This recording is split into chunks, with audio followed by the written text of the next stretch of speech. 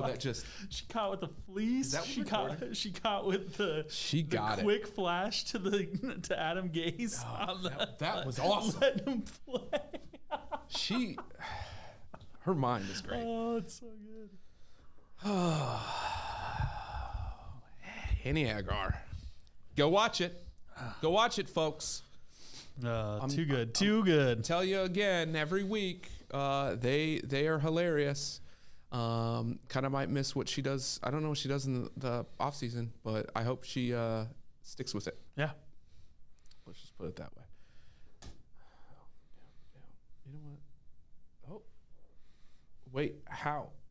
It did see you. It didn't see me. I only had an arm here. Must have been the beanie. Must have been the beanie. Okay. Well, I'm a little discombobulated. You're here. I'm here though. Had some things. Damn it. For this podcast, showing up counts. Yeah, you're right. Because there's only two of us now.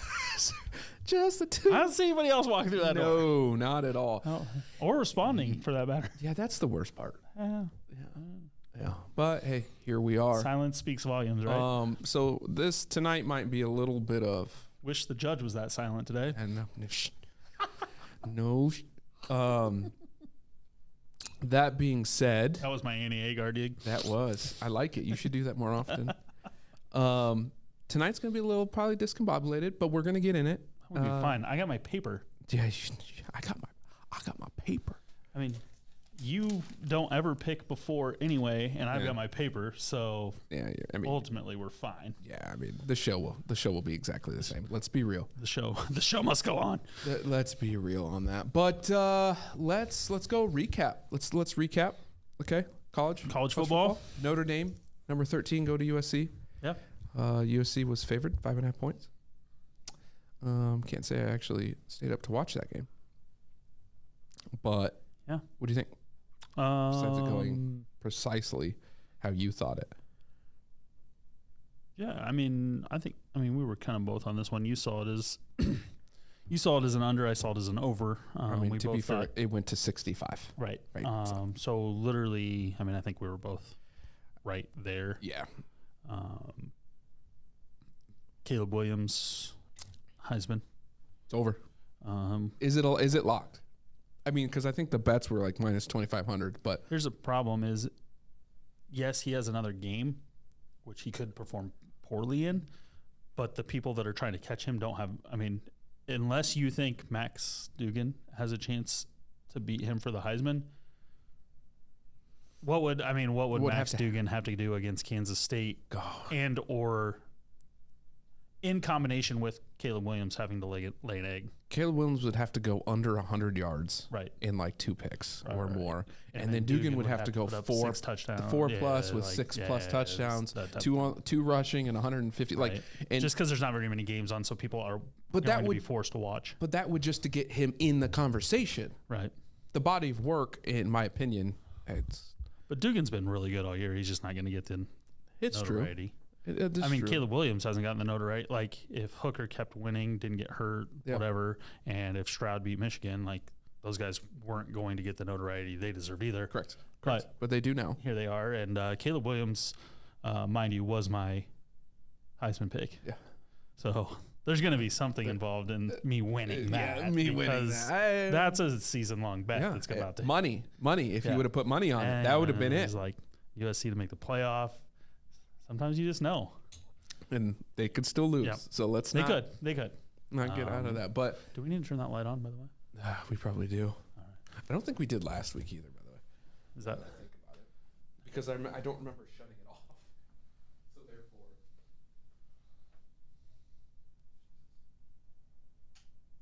therefore. You know why? That's why the computer recognized me. I was dark.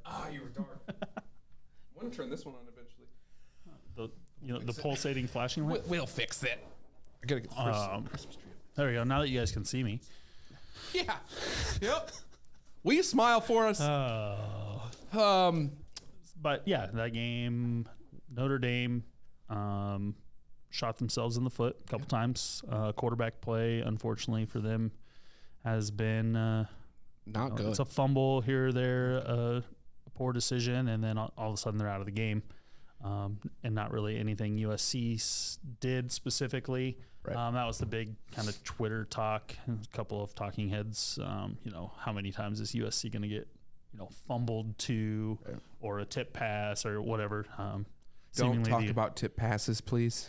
Seemingly the only thing that their defense can do is, but at the same time, like when somebody fumbles to you, then you have to recover it. And when somebody throws a bad pass, like you have to catch it. And so far this season, for the most part, USC has, because they by no means have anywhere in the top, I don't even think top 50 type of defense. So that's why they're only, I think, 2.5 point favorites this week. So against Utah, who beat them earlier. So we'll get into that later. But yeah, that game kind of is what it is. I don't think they can call Notre Dame number 13 or whatever they end up at this week, but nobody's scared to play Notre Dame. No, not at all. So maybe Clemson. Clemson might be scared to play anybody. Yeah, right. They're scared to play offense. They're not. That's not. Anywho. Oh, yeah. Iowa, Nebraska. Yeah. Wow. A lot of layers to this game. Wow. But ultimately, Holy Iowa laid an egg. Nebraska played well, but they also, what they did well was exploit where Iowa was weak, which was on the offensive line and the defensive secondary, specifically one corner.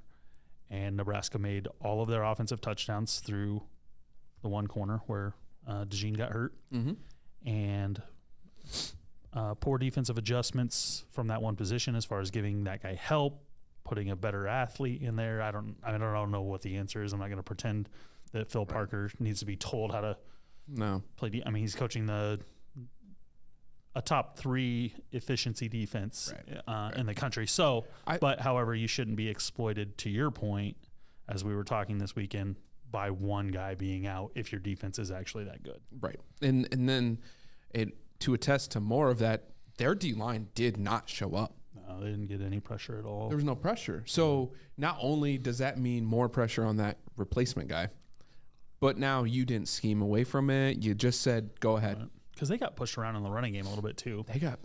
I don't know that defense, and I don't know even if I want to say they look tired or run down, but it showed a long season with a lot of plays. Mm-hmm. I will say that much for the first half, obviously, and then Nebraska legitimately shut it down. They tried. That was ridiculous. Tried to give it away. They tried in Nebraska and all the way back. I mean, they might as well just need the ball at that point. Well, I mean, Petras gets hurt. Well, first of all, Petras senior day. Yep. Petras comes out, and Petras is amped. I mean, he's back to week 1 through 5 or 6. Petras overthrowing. Balls might as well be coming out of the damn pitching machine. Yeah. With the thing's just. Phew, phew. I mean, Brian Ferentz, who we really haven't seen all year, him get on Petras maybe once or twice, maybe. Basically did. Literally audibly on the field as he runs off, tells him to calm the F down.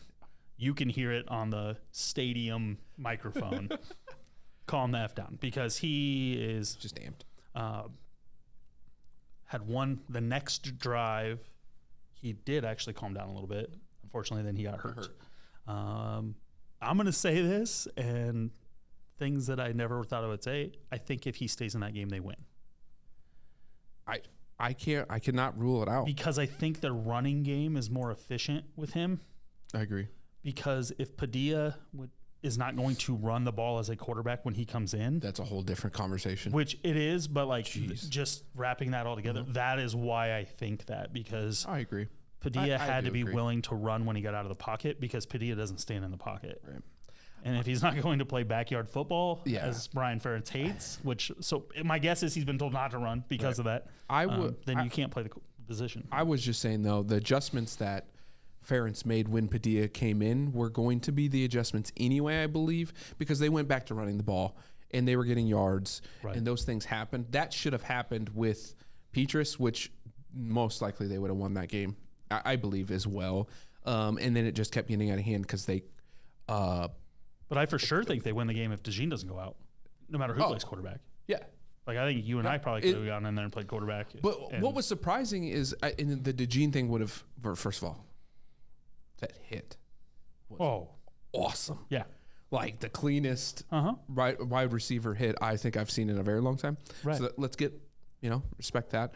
But I still think Nebraska was going to just attack them in the air, which I didn't think they were going to be able to do because of the pass rush.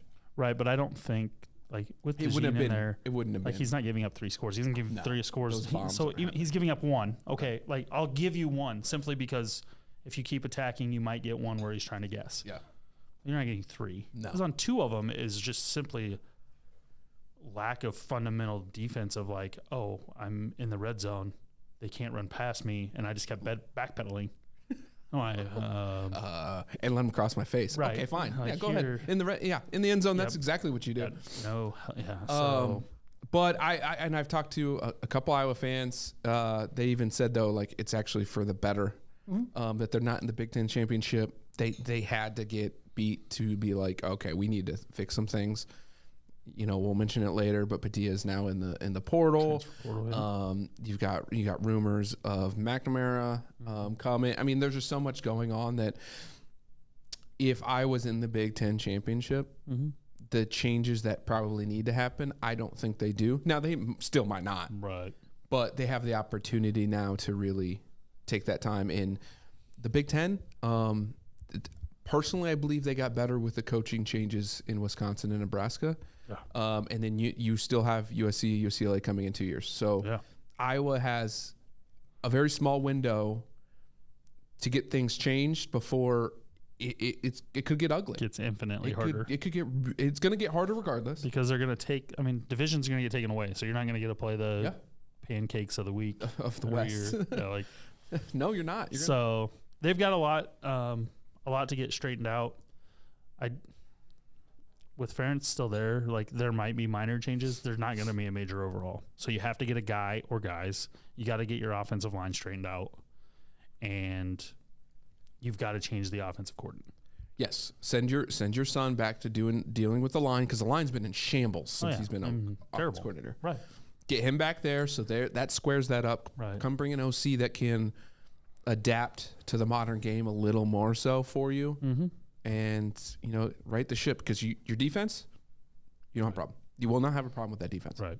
But if you don't fix that offense, then guess who's going to be at the bottom of the barrel? Yep. There's no shot there. So, overall, crazy-ass game. Made no sense, I think, start to finish, personally. Just none of it. Right. I mean, it's kind of how the games, honestly, though, how the games played out the last few years is Nebraska dominating for 3 quarters and then Iowa somehow finding a way to make it interesting. Winning, right? And then this year they just couldn't quite get over the hump. I'm pretty sure it's exactly what we said with the money line. I was going to figure out a way to win it, and Nebraska really tried. They were down 20. Iowa, who has I don't know how many times they scored 24 points all year, was down 24-0 in the third with a backup quarterback who really couldn't do anything, an offensive line who couldn't block themselves.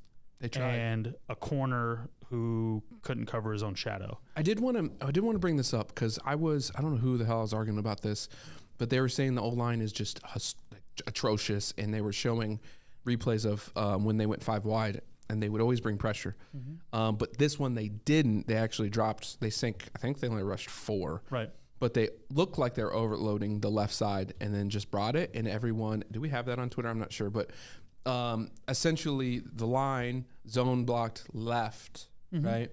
And then the guy off the corner just came. Right, but you can't zone block to nothing. That's why I was going to question, is that, how much is that is on coaching, the player, or the quarterback to make some type of line call to adjust?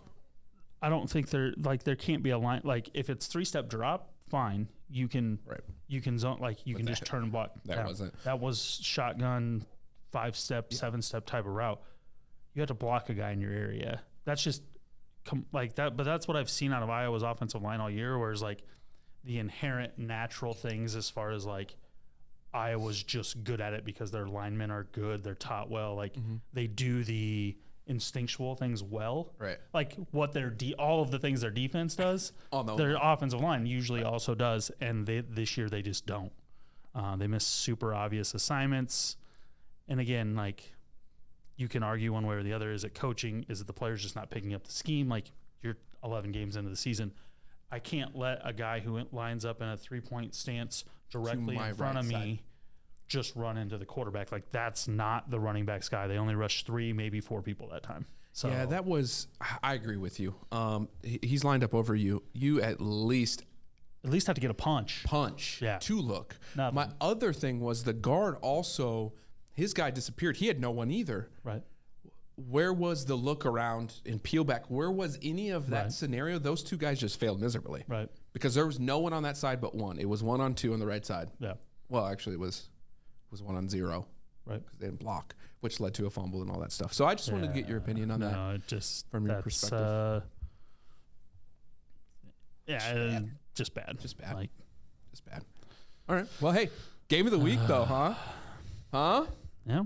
Woo! This one, it was fun, and it went score-wise, flow game how I thought. I just didn't think Michigan was going to throw all over the place. I thought they were going to run all over the place. So that was interesting. Which they ran, but they ran after the game, like after Ohio State, which was super disappointing. Like after they gave up, and they gave up. Yeah, I know. I remember we chatted about that. Like Stroud gave up. He actually dropped in the draft, in my opinion. Right. Or he should. He just gave up, or he should. Right. At least he should, because he just said, "Eh," like that. I don't understand. And this is going to be like, I mean, somewhat defending it, like Iowa, Ferentz, stuff like that, is like that type of stuff. Yes, Iowa can get blown out, and yes, they cannot be as good, but like that, like you can't give up 5 plays of 45 yards. No. And so, was it 5 touchdowns all over 45 yards? I believe so. They were. Every touchdown was over 45 yards, meaning that like they weren't close. They didn't get in the red zone because they didn't have to. Now, that's not to say they couldn't, but they didn't. But have to. Like you never put that, like red zone offense and red zone defense is a different type of game pressure for both sides. It's a different type of game because you don't have the ability to go over the top. So offenses and defenses. Now, that being said, if you think Michigan could out-physical Ohio State, then they should be successful in the red zone. Therefore, it's irrelevant. They just happen to score. Right. But if you were going to tell me one team was going to score 5 times over 45 yards, Ohio State is that team absolutely 100% of the time. So absolutely, never saw that coming. A little bit of a fluke in the last 2, just because I think Ohio State was just so flabbergasted by it.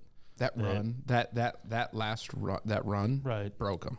Absolutely broke them. So, I mean, it is what it is. You can't let it happen, though. I mean, if you're a top 3 team, if you have playoff, like you can't do that because you make yourself look worse by doing that. Nobody wants to see that on national television. No. Like the committee doesn't want to see you go get down 2 scores in a playoff game and then get beat by 50. Right.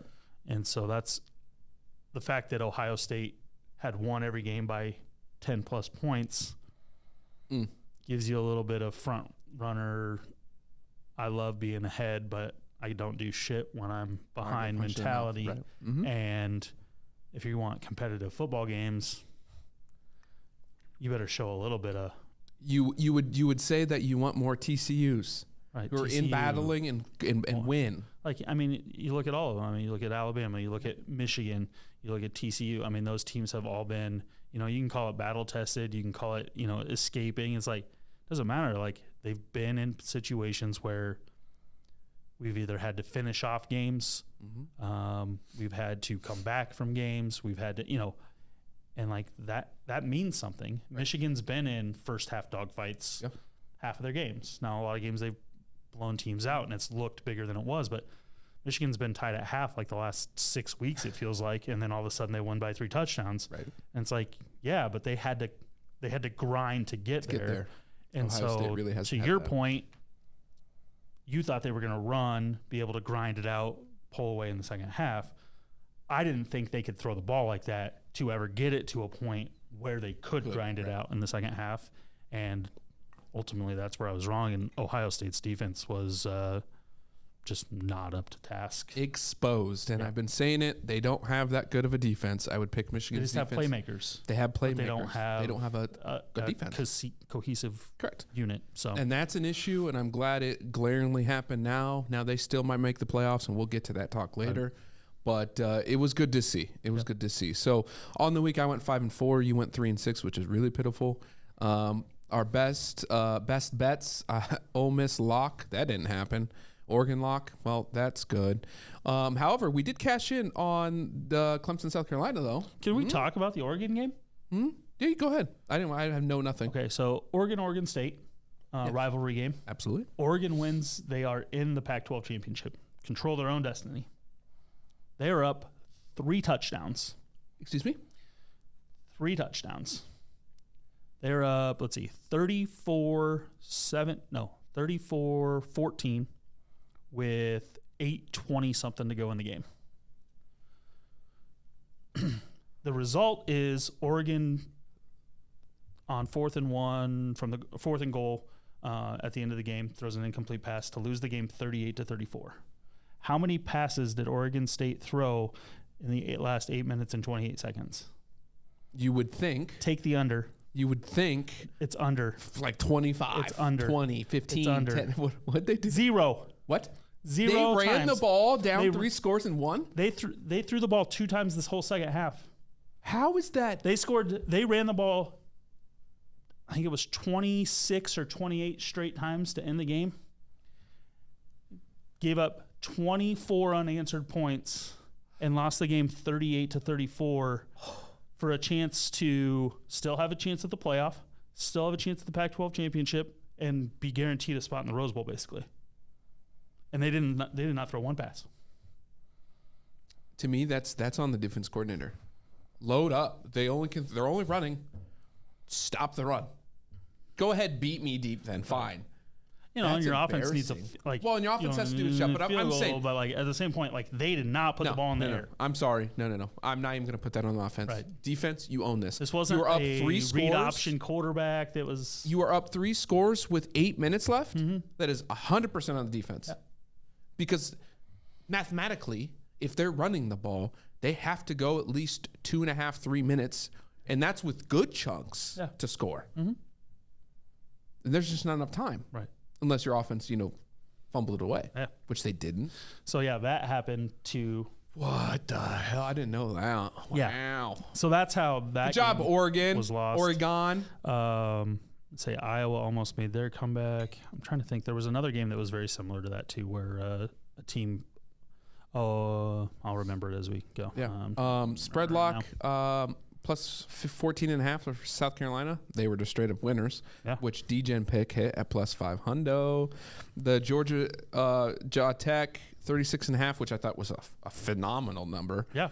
Should have always took that one. Got scared. Got to 30. It got there. With Georgia having the ball, and then Georgia Tech got me a late tutty, 37-14. So covered on that one. Plus 23. That was a dub. Tennessee Vandy under 64.5. Absolute lock. Tennessee won 56-0. So that was, by the way, did not see that coming. Right. That's ridiculous. So their backup quarterback, he has some juice. It's fine. Yeah. LSU, Texas A&M, that went so far over, it's not even funny. Oh, the game didn't make any sense either. No. All of a sudden, Texas A&M can play offense. Texas A&M decided to be the team they were preseason. Right. Rankings? Number 6. Preseason number 6, not going to a bowl game. 4 wins or whatever they have? Yeah, 5. Oh, my bad. Yeah. I apologize. But just took it to LSU, and that went so far over. Right. Cole lost that one. I went with Coastal Carolina in the D-Gen pick. Wow, I didn't think it was going to be that atrocious. Yeah, they lost by like 40. Dismantled. Didn't see that happening. Yep. And then again, you hit your D-Gen pick. So overall, Spencer Rattler now in the portal. Rumor has it he's going to Nebraska. Make any damn sense? I don't understand. We'll talk about that. I don't understand. We got a lot to talk. There's a lot I do understand. This might be a late episode. A lot I just don't understand. Little bear. Little burr. Some root bear. Little bear. Oh, man. Might as well put that back over here. We also had, this game's not listed on here, but we did have the shitty shot side bet, Florida State, which was an electric electric game. Yeah. I had Florida winning that. You had Florida State, 45-38 final. Right. That's right. Ooh, lemon lime root beer. That's how you ride. Yikes. All right. I'll do one now, one later. Might as well do the root beer. And that is the college football week 13 recap. And I'm not going to read this out loud, but the attorneys just found out more.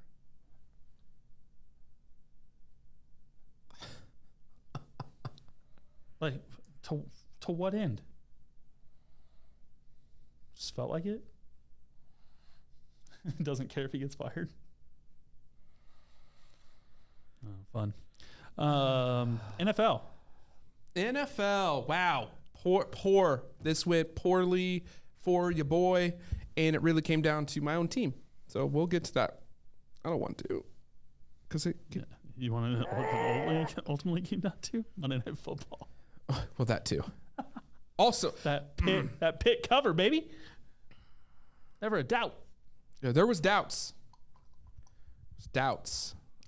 Man, I was like one drive on both of those from just destroying the week. And I mean, I got 58.82%. You went 64.7%. Like, right. Let's back it up. We did all right. Yeah. But should have been so much more. Turkey Day, gobble gobble. Great football games. My eldest had influenza A, so we were at home putting food together, but watching all the football. Mm-hmm. Favorite dish you had, even though you were limited? Yeah. Honestly, like I said, rolls. Homemade yeast rolls. Good. So we talked about potatoes. Yeah. I had several Thanksgivings. Like 12. I had some bad mashed potatoes in one of my Thanksgivings, and I will not reveal where it was. No, because that's personal. That's your personal life. You don't want to get in trouble. Disappointed in one of the sets of mashed potatoes, but good spreads everywhere. Just gluttony. Yeah. Just feel like Sunday night. We kind of made our way through leftovers, but wife had to run to town because we were putting up Christmas decorations, needed a couple things from Target. She's like, what do you want? And I'm like, a salad from anywhere. And she's like, excuse me? And I was like, my body can't. My body needs something else besides a carb. Yeah. Or a protein, like a heavy protein. Heavy protein.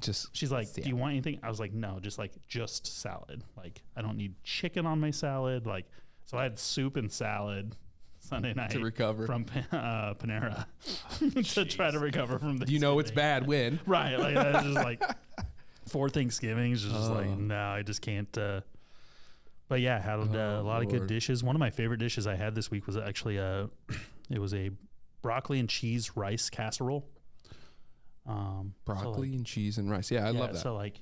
I'm simple, but like it goes with everything on the plate, and just was just a good mix up. So because I put the smoked turkey into my broccoli, cheese, and rice, and put a little gravy on there. So like plate planning, not to get too off topic here, but like, so I always go with the mashed potatoes, gravy, corn, stuffing, with turkey or ham, whichever meat that I'm going, as like a pile. Yeah. And then I'll have separately, I'll have my roll, my green bean casserole, if there's like a pretzel salad or an apple salad or something like that, and then whatever other side there might be. So I've created my own casserole, but it also leaves enough room on your plate to make sure that you can get everything and not feel cheated. That's valid. So first of all, back out. What the hell is a pretzel salad? So it's like strawberry gelatin or Jello based. It's got pretzel crumbles and then whipped cream, and then slices of strawberries in the Jello. That might be one of the most Iowan dishes I think I have ever heard of. So you've heard of scotcheroos? Those are Iowa. Yeah, that's Iowa. That's a scotcheroo, what else? Like an apple Snicker salad. Is that Iowa? Yeah, but not good. No. Nope. No. First of all, I don't do candy. I don't do overly sweet things. Right. Okay, yeah. And those combinations are weird. Yeah, it's like whipped cream, Snickers, apples. Yes, it's what it is. Yeah. It is, and it's weird. Yeah. It's just not. It's fine. I don't overindulge in that. The pretzel salad's pretty good though, because it's different textures. Yeah, a little salty. So you get a little salty, a little crunch, like salty sweet. That one I can get behind, but the others I couldn't. We ended up going to Sam's Club and got a sweet potato pie. Okay. That makes sense though that you say you don't like sweet, so that you would be a sweet potato pie guy over a pumpkin pie guy. Absolutely. So you're also not doing the Cool Whip then, I assume. I did my homemade cream. Okay. Which isn't super sweet. And it's not as sweet. Yeah. So Cool Whip pumpkin pie. So I I love me some Cool Whip. I did a very good job on my desserts. I was very proud of myself. At our first Thanksgiving, we had like 8 desserts.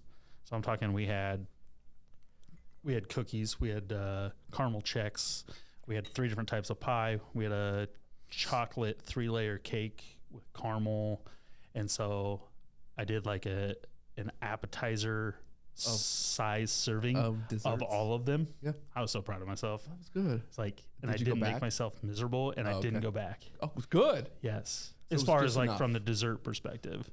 Yeah, I mean you're going back. So like as much as like, don't get me wrong, still ate a ton of food. Like I wasn't awfully miserable. And we all have been there where you're like, I think I'd rather die. I think I would rather just no mas. Yeah. Like I was Sunday night, which we didn't even have a Thanksgiving on Sunday, but by like Sunday night we had the leftovers. It was just like, no, I need salad. My body was just like, salad. I don't even know what I'm sweating right now, but it's like gravy. Sir, we need a salad. Hams. Get it in me. Leftovers. All right. So Turkey NFL. Day. Bills, Lions. I just want everyone to know from the new stat perspective that it held pretty well. Cowboys, Giants kind of screwed that up, although never mind, we'll get to that. But 9.5, take the under. Destroyed it with the Buffalo Detroit game. Detroit showed up, played very well. We talked about this with the announcers of like they just thought Detroit was the worst team ever. Mm-hmm. Don't understand that. First of all, it's Turkey Day. Lions play well on Turkey Day. They score points. Just like the Lions have been good this year. And so the 9.5 point line was a ridiculous thing. We talked about that. That was stupid. And then I rode with the under because 9.5, you go with the under. I suppose. And it worked. Whoop, there it is. And whoop, there it is. So fairly easy one. I'll let you go. We both hit both of those. You hit the under, I missed. So you're up 1 there. We get into the Giants Cowboys game. Whoa, time out. How did we not talk about this? What? USA, baby. How did we not bring that up? Well, did you watch did you watch the game? No, I was busy. Right. You didn't watch the game. Here's the thing. The second half of that game, we died up there, went exactly how Wales went, except for we didn't commit a penalty in the box. Oh. We should have given up another goal in the second half. We were fortunate not to. And then the non-penalty. We subbed. Stupid. We parked the bus after we got a 1-0 lead, and it should have been 2-0. We screwed up an opportunity at the end of the first half to go up 2-0 in like the 44th minute, and could have just put the game away completely in the first half. Didn't, and then came out and parked the bus in the second half for the last 25 minutes or so. Did Iran park the bus at all in the first half? Absolutely. And it was literally exactly like watching the Wales game. I don't know if you watched the Wales game at all. It was the Wales game all over again, except for we didn't commit a penalty in the box, and we had 2 opportunities where if they would have called one, you would have been pissed, but you couldn't really argue it. And they weren't it wasn't like the Wales penalty. I thought the Wales penalty was pretty obvious. Yeah. So it wasn't like that, but we gave them opportunities in the second half, and we only had 1 or 2, and they probably had 4 or 5 in the second half. Now we had like 6 or 7 opportunities in the first half and did not put balls away. So ultimately, you were thinking put the ball away in the first half, 1-0. You were thinking it was, and he got hurt, got removed at halftime. Did he? Yep, didn't play the whole second half. Great. But yeah, U.S. Just didn't trust that they could play an aggressive style of game for 90 minutes, and eventually they have to, because that's the only style that they can play and be successful, which was the style that they played 90 minutes against England. Right.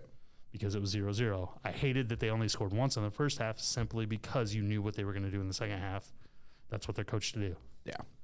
anytime they attack, they only attack with half their guys in the second half. How much do you think that has to do with their age, right? They're young guys. No, I think it's how they're coached. Well, that too, but I mean, like, first of all, let's get back to it, even with football. I hate when you go conservative and shut it down, unless it makes mathematical sense, kind of like the but Super like Bowl. A lot of times the best defense is a good offense. Just stay aggressive. Yeah, I'm okay with staying aggressive, not aggressive stupid, but aggressive to the point where you're still putting pressure on them, because then they can't just go probably what happened, and that's what Wales did. They could just attack with zero concern that you're going to try to Ron, like I will say this, the U.S. mishandled the ball in the second half terribly.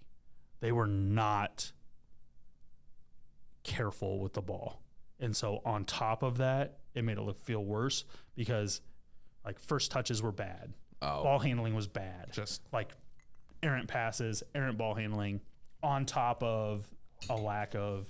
Is that, you think it was nerves because of their age? I don't know that it, like, is it nerves or is it like, again, I say it comes back to coaching, but to me it does, because what is the message in the locker room as far as like, so are we making sure that we don't press too much forward and like, right? So now they're thinking. Because now we're thinking. Now we're thinking that play. And like as a coach, my job is to make you think the least amount as possible so that you can perform, use whatever God-given talents that you have to perform at your and peak. Get it done. Right. And the U.S. has done that for 4 halves of football, and the 2 halves they haven't. They've given up a lead and did everything in their damn power today to give up a lead. But hey, and there was 9 extra minutes. There was 9. Yeah, and then they had an extra minute on top of that. So they played 100 minutes today, or more. Yeah. Well, they played 104. They played 10 extra minutes in the second half, though. Have you? And I don't remember this because we haven't watched the men's World Cup. Like I don't watch World Cup. No, it's been a lot this year. But it seems like there's been a lot of stoppage time, right? Mm-hmm. And there was 2 major injuries in the second half that caused that. That makes sense. So, but anyways, USA. They needed to get through. I think it's great for the young guys. Saturday morning, 9 a.m. It's going to be fantastic. Going to make a good spread and watch it. Do we know who they're playing yet? Denmark. I believe that's correct. I have no idea if Denmark's good or not. So. I mean, they're solid. They're winning their group. So the U.S. will play a group winner. Had England shit the bed and not just destroyed Wales. At least 3-0 was the last time that I saw. They scored 3 goals in the first 15 minutes of the second half. It was 0-0 at halftime. And then all of a sudden it was 3-0. Wales is like, ooh, I'm feeling good. Oh, no, shut it down. So England's going to win the group. They play Senegal now. So U.S. potentially, if England drew and U.S. could have extended their lead, could have drawn Senegal instead of Denmark. But it's what it is. Survive in advance. If they play like they did against England, they can compete with a lot of teams. That's all. They just got to stay there. So, but USA, back to it. Giants-Cowboys. Giants-Cowboys.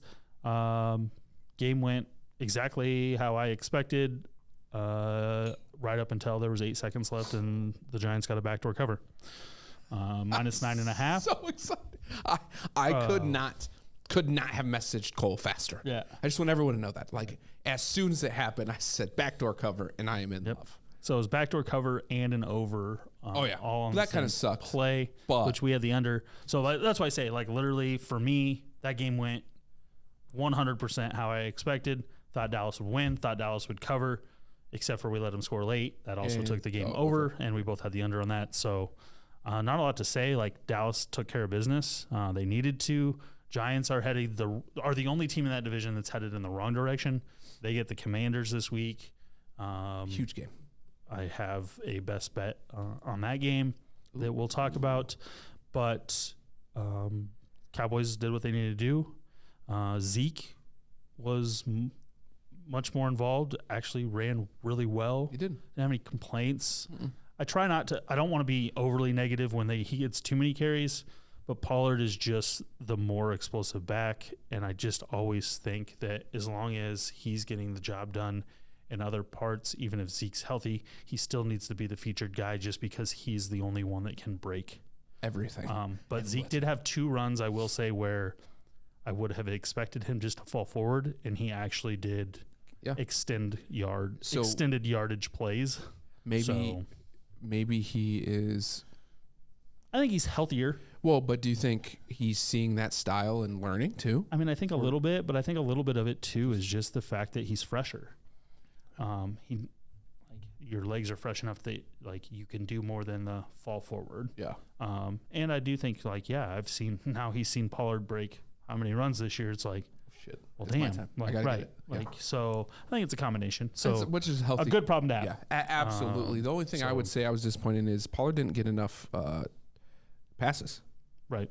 And ultimately that's where I was like. But they were really efficient with what I liked is that Gallup on third down made some big catches, and that's what they're going to need come end of season, specifically though playoff time, when the box is loaded, when it's 3rd and 6, when we're still where we need to be, but we're a little bit behind the sticks. We don't want to get into 3rd and 15, those types of situations because we're not built for that. Right. But like, can you possess the football? It's what Amari Cooper was great at and still has been great at in Cleveland.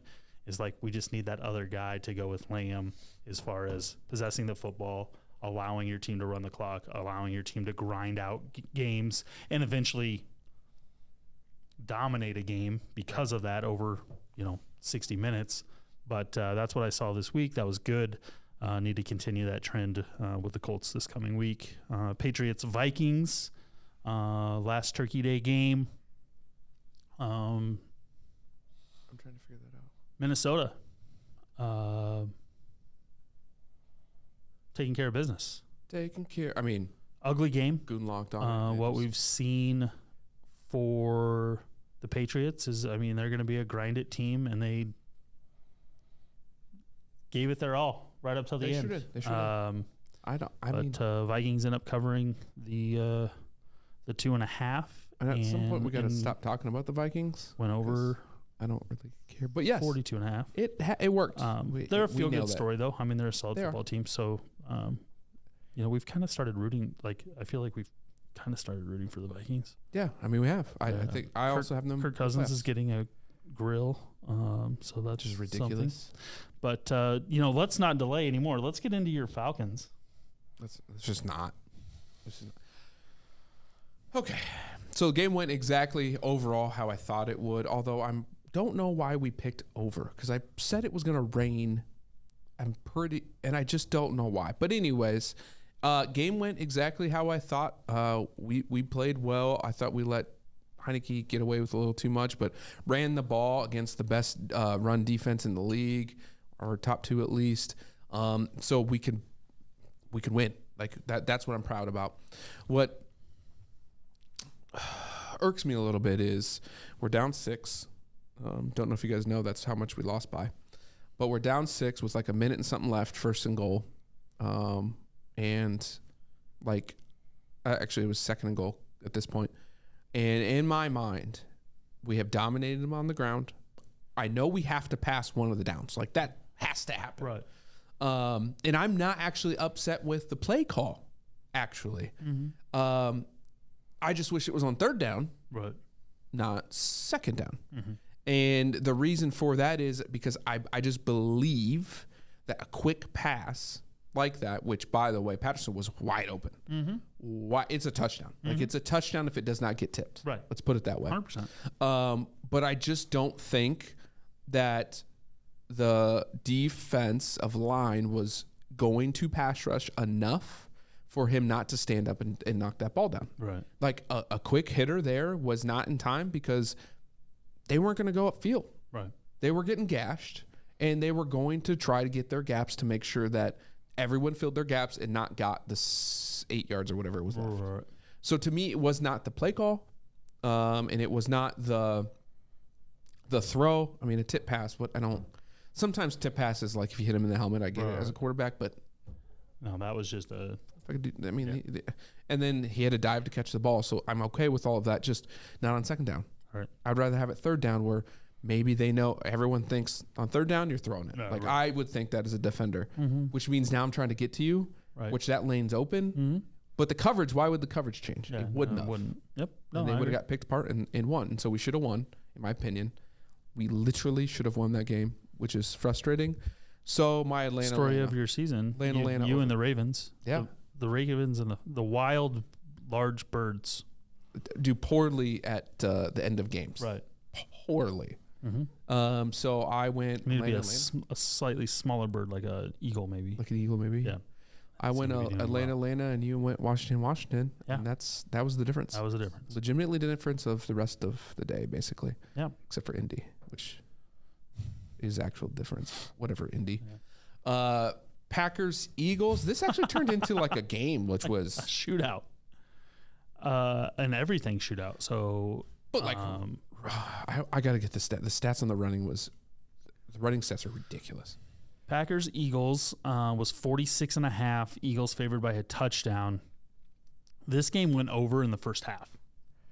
Yeah, what was it? What'd you say? It was 27-20, I believe. 46.5. Yeah, it was 27-20 at halftime. So the game went over at halftime.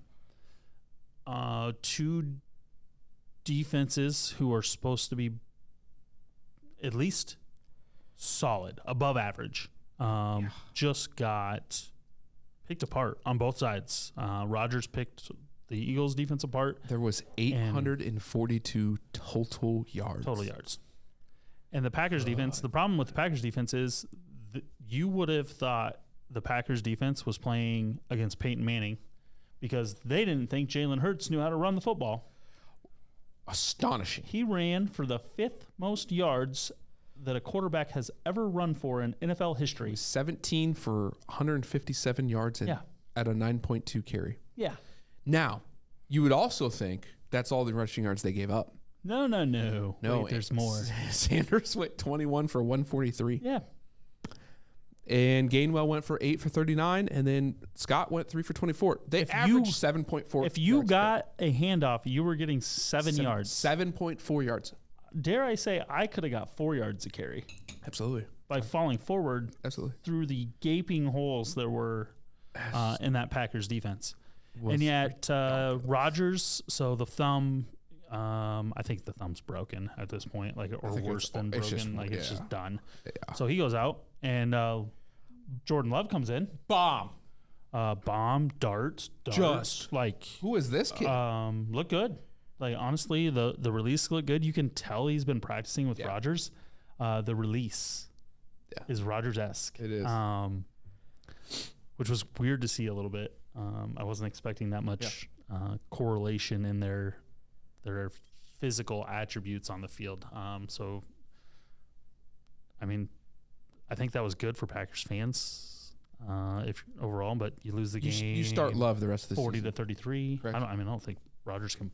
If he went out of that game, he's not getting better. Correct. So they're shut him down. Yeah, just be done. Now, and if you're the Packers, I don't know why you're putting him back in. What if Love goes on a streak? I just don't think it matters. Like, they're not going to make the playoffs at this point. Exactly. So shut him down. Yeah. I mean, it's a lose-lose to play him anymore. Right. Yeah, because he's not good enough. Right. And then you at least know what Love has, or you can get something for Love Christian because Watson, you have a high pick anyway. Right. Christian Watson continues to develop as a receiver. So just a lot of good things there. Jones and Dillon had great nights, both of them successfully moved the football through the air on the ground. The Packers, no Packers fan or the Packers organization are going to be like, oh, moral victory. But they did a lot of things well that they hadn't done well all year. Correct.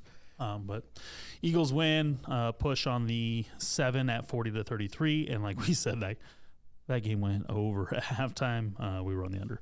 I just didn't see the Packers scoring. No. And we kind of thought that they would make the Eagles throw, and they didn't. Whoa. And we thought that they would try to grind a little bit, and they didn't have to. And so it was crazy. Just didn't go how we anticipated at all.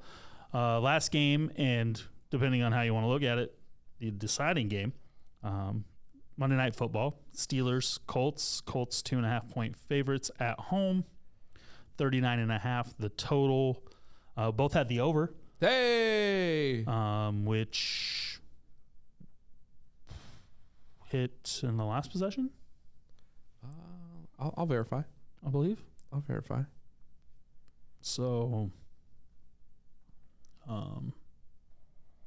second to last. Second to last possession. Well, actually, no. There was multiple possessions. Okay. Let's 24. Went to 41. So, I mean, but the last score. Right, the last score. Because it was actually 4%. Well, they went for 2. And so that's why I was like, if they didn't get the 2-point conversion, Pittsburgh still could have won, and then that game still could have gone under. So the 2-point conversion ultimately put it over. But nobody had a bad night. I mean, Pickett played okay. I don't know. Matt Ryan didn't. He Matt Ryan'd. He Matt Ryan of 2022. Taylor played all right. One of his picks was not his fault. Right. Najee Harris got hurt first half. Cost me 2 of my fantasy leagues because he had 40 yards and a touchdown and then didn't play for 3 quarters. But, yeah, so there was that. Ultimately, both of us had Indy finding a way to win that game at home, and they did not. Pitt escaped with a win. I did have them covering because I couldn't decide in that game. Obviously, 2.5, you always take both sides. Worked out well, Ryan. You do the Ryan. And take the win, 11-6 for me this week, and Stoy with a 10-7 disappointment, as it were. Peppermint, quickly, son of a... Ooh, we got a little peppermint and a little lemon lime. I'll do that with you. I prefer lemon lime. Quick rundown. What the hell what happened there? After we can talk about this real quick. Yeah. Seattle decided not to play defense against the Raiders, who don't really know how to play offense. Josh Jacobs, 84 yards in overtime. First of all, I loved that. Was sick though. That was Michigan-esque. That was awesome. It looked like the Michigan game. The safety just had no chance. 85 yards straight down the middle. See ya, game over. Game over. Let's go home. Getting that game into overtime though, like just Seattle, their defense they looked like Seattle of earlier in the year, which we thought they had gotten over. They clearly, especially against the Raiders. So that's an issue. I mean, Derek Carr literally went down crying on the field. Yeah, because they've won 2 games in a row since he cried in the press conference. So Russell Wilson, maybe try something besides let's ride. Oh my! I cannot wait to get to that Twitter feed. You lost that. That was awful. I hit the Washington, Atlanta. I had the Commanders. You had the Chargers -4 against Arizona, which they beat them by 1. They ended up winning. They should have reluctantly. Another collapse, which we've talked about big birds. Baltimore -4 over Jacksonville. Baltimore controlled the game, then didn't control the game, and then made Trevor Lawrence look like an all-pro quarterback, and then couldn't go back down the field because they had Jackson 3 touchdown passes dropped the ball. Yeah, I mean, so not Lamar's fault. What are you supposed to? Yeah, I think one of them was it's so, but the other two, right in the hands. He as the announcers said, as they're recapping the game later in the game, as I think maybe Baltimore was trying to come back or whatever it was, because they still had a field goal from 67 yards, which is the first time in 65 attempts, I believe it was, that Justin Tucker's missed in fourth quarter overtime. 67 yards, I think it was. It was 67 yards and 65. Yeah, what you were talking about. So, now, I think it's because of the weather. Yeah, personally, he didn't hit crisp. He knew right away. Right. I would tell everyone it was online. Right. Oh, it made you go. Oh yeah, you thought it was good, and then you're like, it's short. That trajectory's not 4 yards short. But they said, basically he hit 2 guys in the face mask, so that tells you how accurate the passes that were dropped were. Them were right through the hands. I did not see that part of the game. One was Andrews. So, but Baltimore has made a trend of this. It's a bad trend. For a really good football, what I consider a really good football team, a team you don't want to see in the playoffs, right? They don't finish games. No. And I don't know, do I trust them to correct that more than I trust them not to correct it? And that's the question, because ultimately they're going to make the playoffs. Yeah. Now, I don't know if they correct it in the playoffs. That means. I mean, the NFL is about finishing football games. And they can't. And trust me, when your team End can't of story. Like the Washington Commanders, the reason they're in contention is because that team finishes football games. And I don't care how you do it. I don't care if it's ugly. But right now, the Falcons can't finish a football game. Nope. The Ravens can't finish a football game. Cannot. The Commanders are back in it because they finished football games. The Chiefs finished football games. Right now, the Bills, they're kind of either side. Right. But so that's things that you start to look at from a trend perspective. As we get now a little bit, but that's what I always talk about with Dallas, because that's always my biggest concern with them, is if they fall in love with the pass, they're not as good at finishing football games for multiple reasons. But a lot of that has to do with what you've done the whole game. But if you can finish football games, and that's why a lot of pundits right now are talking the Cowboys up, is because of their running game.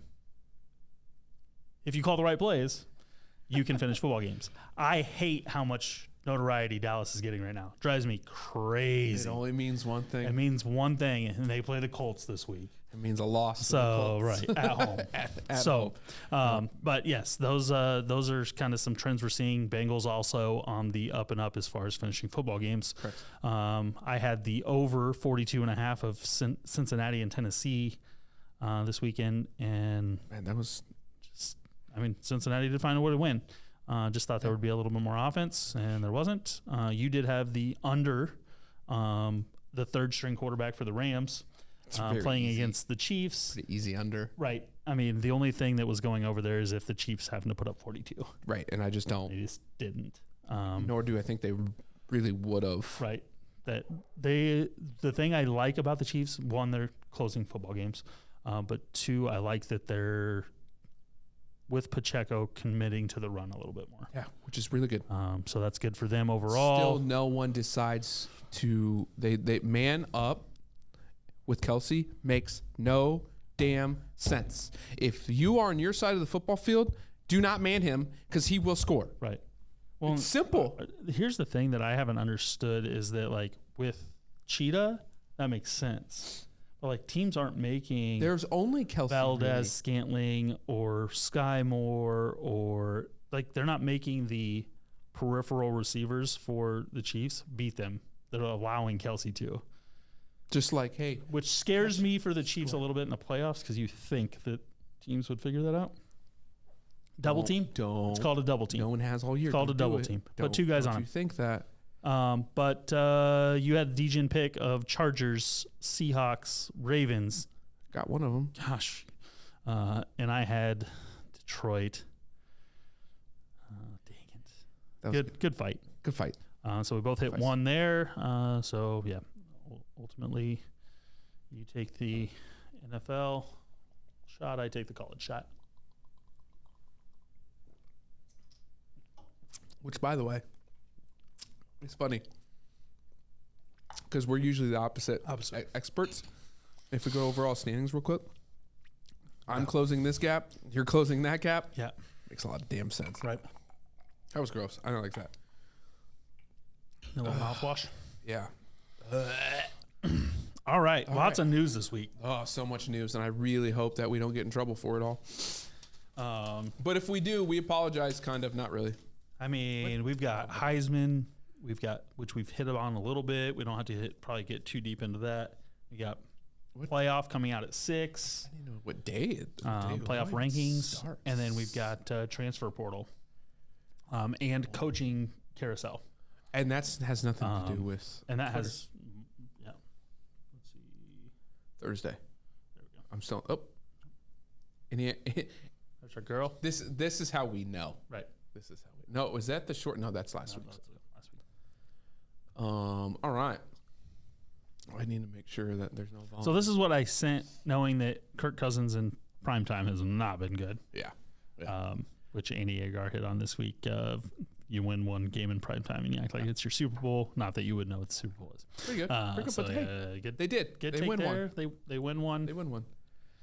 This is just a knock on the Lions. Yep. Always. The Bills are the first team to win back-to-back games at Ford Field. Yep. Also, Andy hits upon this as well. Tying the Lions with the number of wins. The Bills and the Lions both have the same number of wins at Ford Field this year. Yeah. Do you follow this guy? I think it's Barnwell that puts him out. I see these. Oh, so Barnwell, yes, Bill not Barnwell. This guy. So, like, there's a lot of, obvious plays, NFL. This was. So this is the play the Lions should have won on. So Bills bring a 0 blitz. Number 30 is on number 4. Number 3 is on number 11. So those are our 2 outside routes. Number 24 is on number 14, and then 84 is on 21. Now, he throws almost immediately with pressure to number 4. But 21 never leaves the middle of the field. Which is, like, shouldn't your eyes be on the guy in the middle of the field? And if you saw, it's hard to see, but, like, also he had a chance, like, 14 beat 24 here. Oh, so this was open, too. This 21. The reason 21 reacted the way he did is because 14 smoked 24 off the line. Yeah. And they had first down and much more if the ball goes to 14 right now, which technically, like, you can forgive the 84 in a hot route just because you don't know what 21 is going to do right away. But hot route read is 14 all the way, and he just pre-snap determined. He's open now. Right. He just pre-snap determined that he was thrown to number 4, and that was end of story. So, yeah, just bad read and cost him the game. Absolutely. So, let's see. Remember what else we threw in there? Oh, we talked about this one. Yep. So you were like, how the hell is this not a touchdown? He has his toe down. Rule states, which is stupid, if you're not dragging your toe, right? Toe drag swag. If you're dragging your toe, you're good. If it's just the toe, you're good. So if CeeDee Lamb right now, his foot was like, takes his left leg and flexes it. So like he's like this. If he does this, it's a touchdown.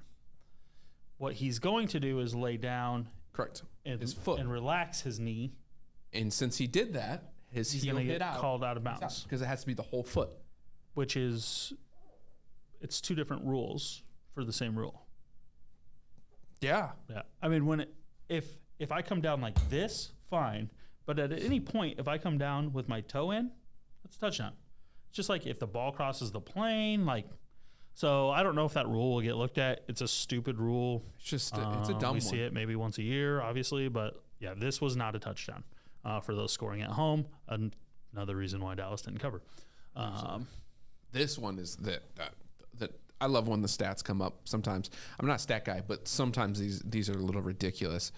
Tonight, the Patriots scored 25-plus points, had over 400-plus yards, outgained their opponent, completed 70% of their passes, had less than 60 penalty yards, no turnovers, no missed field goals. NFL teams in the Super Bowl era, I want everyone to know that usually when I lead with this type of thing, it's because the Falcons are the other team. Yeah. NFL teams in the Super Bowl era were 170-0 entering tonight, regular season, postseason, when doing that all in one game. And the Patriots lost. And of all teams, the Patriots did it against the Vikings, correct, who would be the other team that you would think that would be on the other side of that. So, yeah, that was... NFL's changing. Yeah, right. Times are changing. The shift has begun. This was after the England game. You guys, these are fun, right? America. Match day reminders. Lizzie's in a box. The royal family are all pedos. England would be a Germany colony without us. 13 colony lead blown. Blew the 13 colony lead. That one's awesome. England oppressed the entire world for spices, only to produce God's most bland food. And kilometers are a scam to sell more distances. Yes. I love it. Yep. Love it. I see no lies there. I see no lies. America, all the way. Yep. All the way. Let's make sure that the sound's off so we don't get yelled at for that. Yep. We might get yelled at for the video, but not the sound. So, no touchdown. You sent this one. Yep. And neither one of these is a touchdown. When I originally saw it, I was only looking actually at Kelsey's. And then I went back and I looked here. Where is this not a touchdown? Because I mean the ball does, so when they show the other angle, so there's 2 angles, and this has been all over Twitter, so I can say this from a non-Patriots, non-Vikings standpoint. I don't really care either way. Initially, I thought this was a touchdown. If you're comparing it to Kelsey's, it's a touchdown. 100%. However, Kelsey's is not a touchdown. Let me be very clear. That is not a touchdown. Well, he just didn't control the ball through the process. Like, I mean, the basic rule of he was fumbling the whole way. Whatever, like that ball was never controlled. A receiving touchdown is not like a running touchdown. It's not ball across the plane. Correct. So let's be very clear on what the rule is. So the thing is here with Henry, you can see the ball bobble once it gets into his chest here, which is fine if his hand's under the football the whole time, which that's the argument Patriots fans are making, because there's an angle right there where the ball is underneath his hand right there. As he rolls, the hand comes out, the ball hits the ground. Therefore, incomplete pass. Both of these are incomplete passes.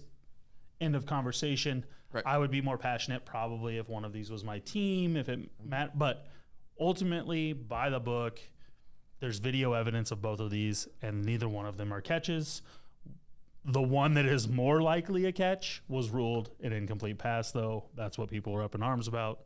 End of the day, Patriots fans had nothing to. And nor should they. They've had a good run for the last over a decade. You can get over it. You'll be fine. Yep. This is what you were talking about, Ferentz. Mr. Soundoff, just putting it out there. Just wanted, it's out there. Yep. This is what I was talking about in terms of the slide. Yeah. Right? So we're in left slide again. God, they only brought 3. Yeah. That's what it says. 3-man rush. So 3-man rush. You're tight in the end. So this guy had no one line up within 2 people of him except for the guy right over the top. Turned in and didn't even get a punch on the D. Like, this guy's in a 3-point stance. This is not a linebacker like faking covering the tight end. This is the D end. I block him. And before everyone yells about actually there might be a 4th one out here. But anyways, everyone yells about offensive linemen. Yes, there was protections where they slide one way and slide the other. 100%. Not the tackle typically. Right. The tackle typically takes the man-on-man. That's usually man-on-man on wherever they slide. Mm-hmm. That did not occur here. Not even close. Yep. And my other thing also is I apologize to this guard for now because he's seeing this movement. I would assume this is what's happening. Yeah. So he's going to stay He's waiting there. for us. I originally thought there was no one here, so he could have peeled back. Right. But so even if he would have peeled back, it was too late. Doesn't matter. But he also no one looked this way. Right. He still didn't even look this way. Like, who's the tackle looking at right now? The ref. You know the guy's there. You just lined up in front of him. He's looking at the ref. Right. So I don't know. I hope he should get. He'll start next week. Let's be real. Caden Proctor will start there next year. It's fine. I tweeted this one just about Hugh Freeze. Hugh Freeze has now actually officially taken the job. So fun fact on that one. Also, Matt Rule going to Nebraska. So we got Hugh Freeze in Auburn. Yep. Which in order to be the Auburn coach, you have to have at some point you have to have coached Arkansas State. Is that a thing or just a stat? That's just like the last 3 coaches have all coached at Arkansas State. So a lot of people love this hire. I actually like for what he did at Baylor. He's get rid of the Panthers thing. You cannot compare NFL and college. Yeah. Nick Saban is the perfect example. He's going to be able to recruit here. He's already offered, actually, within 24 hours, offered 2 guys, both Nebraska guys. Yeah. One from my alma mater, who is a top track athlete, and we just won state, and they offered him immediately. Yeah. So, to me, from that perspective, yes, I thought it was a good hire. But now you go after Nebraska talent, which is something Nebraska hasn't done in years, a decade or 2. That's a good hire to me. But on top of that, the thing you get with him is like you get NFL. Even though he wasn't successful in the NFL, you get NFL resources. Oh, absolutely. And like he's going to get paid for 8 years, whatever it is, the contract, which was ridiculous. Money's irrelevant at this point. Like he's bringing in his resources. He's already, as you mentioned earlier, Spencer Rattler is coming most likely to Nebraska because of a coach that Rule has connections with. Now, you would say, like, why are you going? And I say even, like, why are you going from South Carolina to Nebraska, especially how South Carolina finished their season, familiarity and competition. And avenue into the NFL. Spencer Rattler thinks he can be the shiz at Nebraska, and compared to being the shiz in the SEC, like, you're going to get a lot more eyes on you. So, and say what you will, Nebraska has not been good for 2 decades. In terms of that, it is a power team. It is a power university. It is still known, has a lot of followers. So you have to recognize the NIL stuff. They have money. All of that stuff you have to recognize. Mm-hmm. And as an athlete or a business, right? I am a business at that point, my brand. Mm-hmm.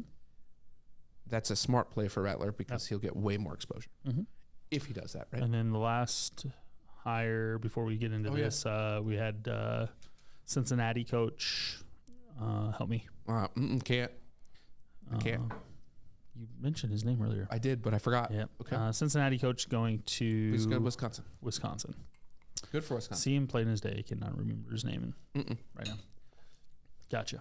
Anywho, I really thought this was going to come forward, but I just want to mention that like Nathan Peterman almost started for the Bears, and Trevor Siemian almost got hurt in warmups.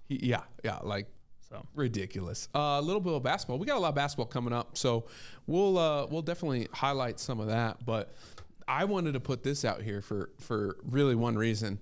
It's a little slap. Eder transferring, by the way, and coming to a bigger program, and then this. Oh God! Oh no! Don't hurt me! Like that's what got me. That's fine. Oh, that's fine. He didn't transfer. That's still Bryant. Oh yeah, it is. He didn't transfer. Yeah, but I thought he was going to. But Bryant won this game, by the way. Which is completely fine. I don't really care about that. Syracuse. It's like, oh, I'm gonna slap someone, and then I'm going to immediately. Shit! There's a big dude. I am out of here. I don't know how long this video. He's still scared. I don't know how long this video goes. Still scared. No, I think the video is gonna end. He runs around for another 20 seconds. Just that. So I had respect for this guy from last tournament. Right up until he didn't chest up here afterwards. Right about there. I lost it. Then I was like, okay, maybe he was just getting his footing. No. And then I was like, all the way in a circle. I was like, okay, cool. Now he's gonna square up right here. You square back up. He ends up on the sideline, on this sideline. If you see the entire video, shitless of one dude because no one else is going after him. Right. No one else on that team is going after him. Just this dude who he's scared shitless of. Not to mention he has his entire team on the court protecting him, and he is still running around. He's the only one that starts running. Like everyone else is like confronting to avoid confrontation. He continues to run. Oh yeah. So I lost respect. He bitched out there. It's game over. Game over for that. What do we got here? This is this goes along with our touchdown talk. Yeah. Sure does. This is you brought this one up. Tell me, so like, okay, UCF ends up winning this game. Oh, this was the other game I was talking about. Yeah, this is so going live right now. Here, in any maybe college football, you could say this might be a touchdown. His foot might be in, right? That was where you would think. Yeah. Right now, NFL, there's no way that's a touchdown. No. Okay. So cool. All that happened. I don't even care about the cone, although that was a big point for some reason. Great catch. Oh, by the way, great catch. Great catch. Just he was not in bounds. All right. So let's get there. Boop. Right now, honestly, by the way, when I actually paused this before too here, there's no way he's landing in bounds. Right. Like there's just no way. So we get there and oh no. So which point of contact? So they're saying that his foot clearly hits before his leg, his knee, and his elbow. And I'm not even 100% sold that this didn't touch that line. Which ultimately, because he hits the pylon, they're going to count that every time. So like I can respect that. But you can't tell me that foot hits before the elbow. The way that his angle. This might be the perfect pause, by the way, because you can maybe see some line. But truthfully, this is incomplete to me. Yeah. His knee, these hit simultaneously. Right. In my opinion, and I still think his toe's out. And the reason I say that is because check the line right now. Yep. Immediately after, there's a bigger indent in the white. No, I don't disagree. If there's a bigger indent in the white, your foot hit. Yeah, that's right. And then they brought up the pylon after, and I'm like, the pylon was so late. Like, well, not to mention the fact that you can kick the pylon in the air. Like the pylon's completely after. Like the pylon didn't get hit until way after he was out of bounds. I know, but they brought that up. This is the angle right here that tells me that like elbow hits. Oh, so knee hit first. Now the foot. So knee, foot, elbow. Yep. So, but I mean, how you ever did they rule call a touchdown? I don't know. They ruled on the called and stood. Okay. That was why. Right, but I mean, to me that's a different outcome. Great catch. Just don't believe that was a touchdown. Yeah, absolutely. Skunk. We had a skunk in the stands at the Browns game, which was always good. Browns in the God. Zach Wilson's career's over. Calling it, and by over I mean as a starter. He'll be a backup. That's fine. Over with the Jets. Over with everyone. Over. Okay. He's not good. One. It's not because of the stat. Mike White just keeps playing. just is a baller. He's a baller. Why would you? What in practice showed you? Yeah. Is this another Petrus Padilla situation? Why way better? Yeah. So just funny thing. Mike White passing yards in the first half today, 235. Zach Wilson's passing yards the last 2 starts, 231. Yeah, but Mike White is doing things no one's ever done. He's like the first quarterback to throw for over 300 or over 400 in his first 4 games. His cleats and stuff are in the Hall of Fame. Right. And he's a backup. Well, he's starting now, in my opinion. Where'd Mike White go to college? I have no clue. Exactly. Where did he go to college? I have no idea. That was my point. I didn't want to know because like that. My whole point is like no one knows. The guy came in for 3 games last year. Point made, but I now need to know. I now need to know. I just gotta know. South up. He finished at Western Kentucky, but South Florida and Western Kentucky. Hilltoppers. App State went from beating Texas A&M and also like both them and Texas A&M ended the same. They weren't eligible for a bowl game. Decided not to go to a bowl game. Yeah, perfect. College football. Yeah. College football. This is so good. So good. Oh my God, so good. And I'm surprised. So do we know what was actually said? No, I don't think we'll ever know because they were mic'd up. But it wasn't. So like all of the memes were stop saying let's ride or whatever. I don't think it was that. I think it was more like Andy Agar with the cussing. Score a damn point. Something said, and then he lost his shit. Yeah. And then this is all I got. It's like, okay, I got you. Well, I mean, what's he going to do? I got you. Yeah. Well, that's just who he is. He didn't have him. He didn't have him. Yeah. Defender feeling what's going on with Russell? I feel that. I don't know. I mean, something. Like, never been I've never been a like over the top Russell fan, but like I've always respected that the guy can play in Seattle. Something did a lot with less in Seattle. Leaving Seattle, no. Actually, it was his final year in Seattle when he got hurt, like his knees. Right. He had like 4 injuries, but played through it and played well. Something broke because he's not Russell. No, he won't run. No, he doesn't do those escape and throw things. Right. He's not accurate, which he has been accurate. Right. I don't know. It's bad.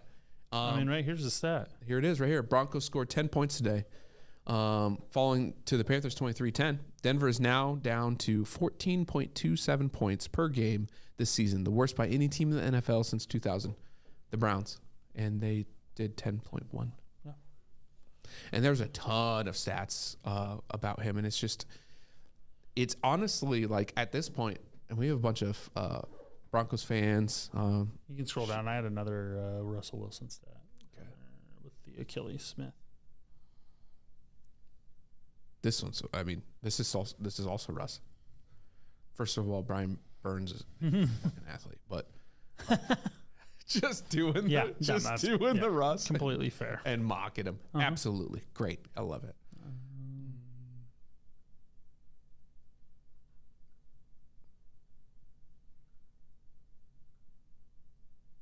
Jeez, I don't remember how much stuff we had. Quite a bit. We went a little aggressive. No, there's Annie. Oh, wait, that's the first Annie, isn't it? No, that was it. Mm-hmm. Oh, this one? Achilles Smith wants one. No. I don't know. That's all right. This one? Also that great. Was super funny, but not it. Not safe for TV. Not it at all. Just for everyone, everyone just needs to watch. I mean, you just need to watch it. That's an NFL running back in an NFL game. Everyone's like, well, the safety missed the tackles. Safety had zero shot safety now. Had no chance. You know why? No Everyone's chance. like, well, he only had to box him in. Like, no. Oh crap! Let's go back. What was he gonna box him into? There's nowhere to box him. The entire field's open for him. Mm-hmm. He does what you're supposed to do. Put him back inside. Now I think you could have tried to do it. Right. He didn't lose. If he dives here, he goes out. If he comes where he, he tries to go inside, he goes right at the gut. There's nothing you can do here as a safety. He had the downhill. He touched him, so there's that. but just gone. Yep. What a great walk-off. Yeah. I love it. I love everything about that. What is this? Luke Fickell. There's our guy. There he is. There he is. So you started throwing a lot of these. Yeah. A lot of these. So I'll let you lead with it. Why?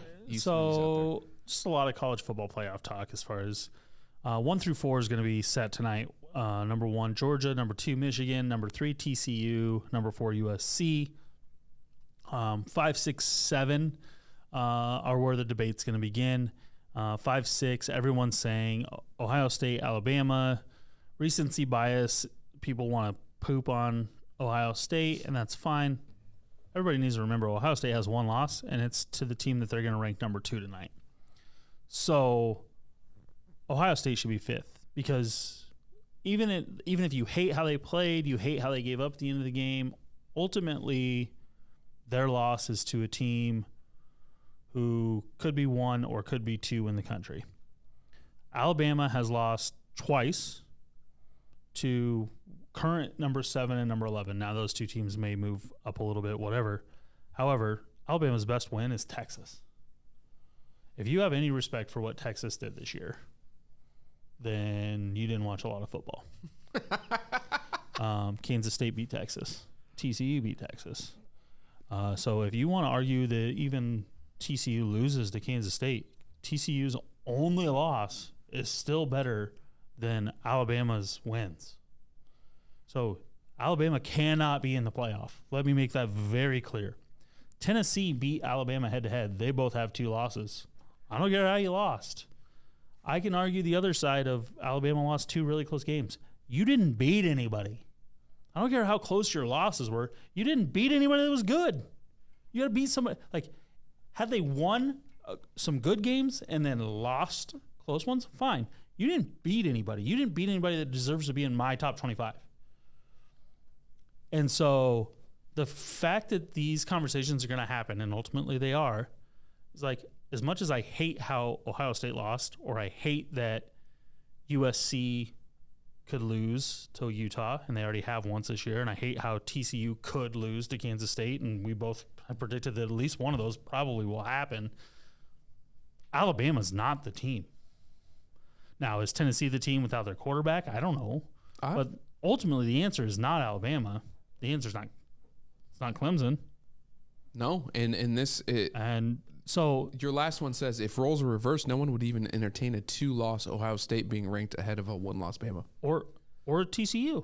It's would have the same caliber of losses. Correct. Bama's beat nobody.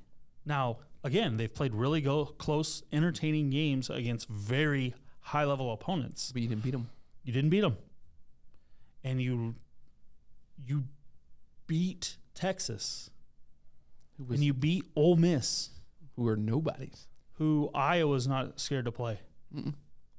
Iowa just 2 years ago or a year ago beat Texas A&M in a bowl game. Yeah, and look where they're at. And they were preseason ranked 6. Like, that was with Kellen Mond. You're not wrong. Who got drafted in the first round of it. So it's not like, we're talking about the Iowa Hawkeyes, who national pundits want to shit on because they're too slow and playing the Big Ten. I mean, they did lose Nebraska. That's fair. Like, completely. Exactly. No, that's proving my point. It's just and I said this earlier, I'm not afraid of Bama in the playoffs will lose first round, no matter if they got in or not, no matter if they lost. If they would have beat Tennessee, made it, they're not a strong, it is not deserved. They're not a strong team. Right. I don't want to see them in there. The fact that we even have to bring them up is kind of the whole Patriots, Brady LSU thought. Lost, though, and that's all I care. Oh, yeah, they did. LSU cannot make the playoff anymore, and I'm happy. Which kind of sucks because, I made that one. I made that. That's right. Yeah. I made that one specifically, and it kind of didn't matter because they dropped the ball. Ultimately, to me, the top 5 teams. Don't say it now. Let's wait. Should remain the top 5 teams no matter what happens this weekend. There you go. I love that. We're not getting to the Odell thing. No, not enough information. I don't feel like it's fair on either side. It is not. But we will. You guys, everyone's like, why are you showing this? This is ridiculous. So the 12th man in Seattle, see him right here? Highlighted. So number 52. This is an interception. He thinks he's down. Comes off. And starts Dude blocking. starts blocking. And just keeps going.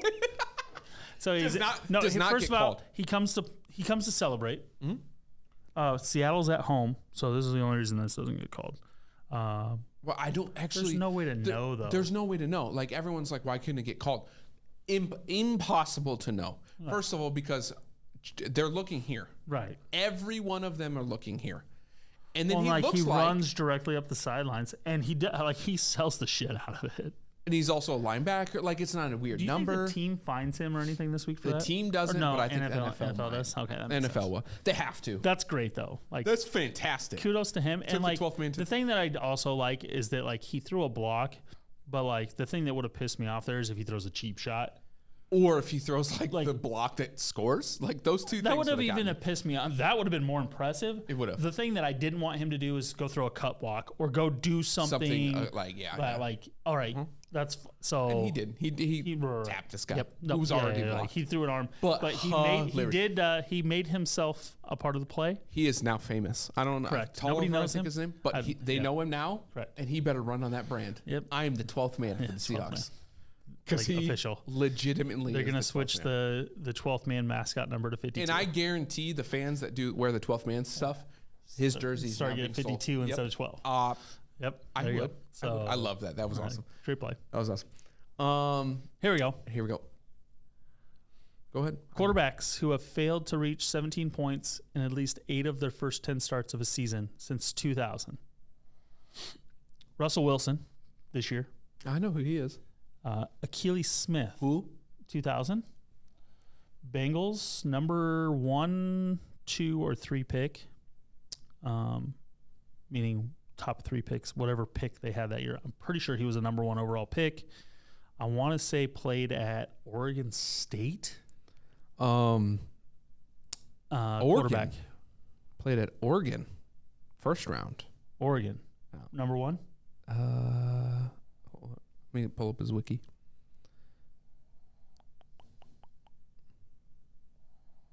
He was the 3rd quarterback behind Tim Couch, Donovan McNabb. When was his actual draft? 3rd pick. 3rd pick. Number 3 pick. They went 1, 2, 3. Tim Couch went to the Browns. McNabb went to the Eagles. McNabb went to the Eagles 2, only one that panned out, obviously. And Achilles Smith went 3 to the Bengals in the year 2000. Again, not a lot of people remember him, but basically, yeah. That just says a lot. And the thing is Russell Wilson. Like, it's a guy that's been, as much as you want to, you can harp on Brady this year, you can harp on Rodgers, guys that have been in the league not playing well, Matt Ryan. Like, Russell Wilson says, here's, hold my beer. He's making all of those guys' life a lot easier because of how terrible he's playing and the very much lack of results he's producing for a team that, there's not with a great defense and some offensive weapons. There's a stat in there. If they would have scored, and I don't 19 points. Is it 19 or 10? 19. It's 19 and points. And they'd be 8-2. Is that the one? They would now be after this week they'd be 9-2. Yeah.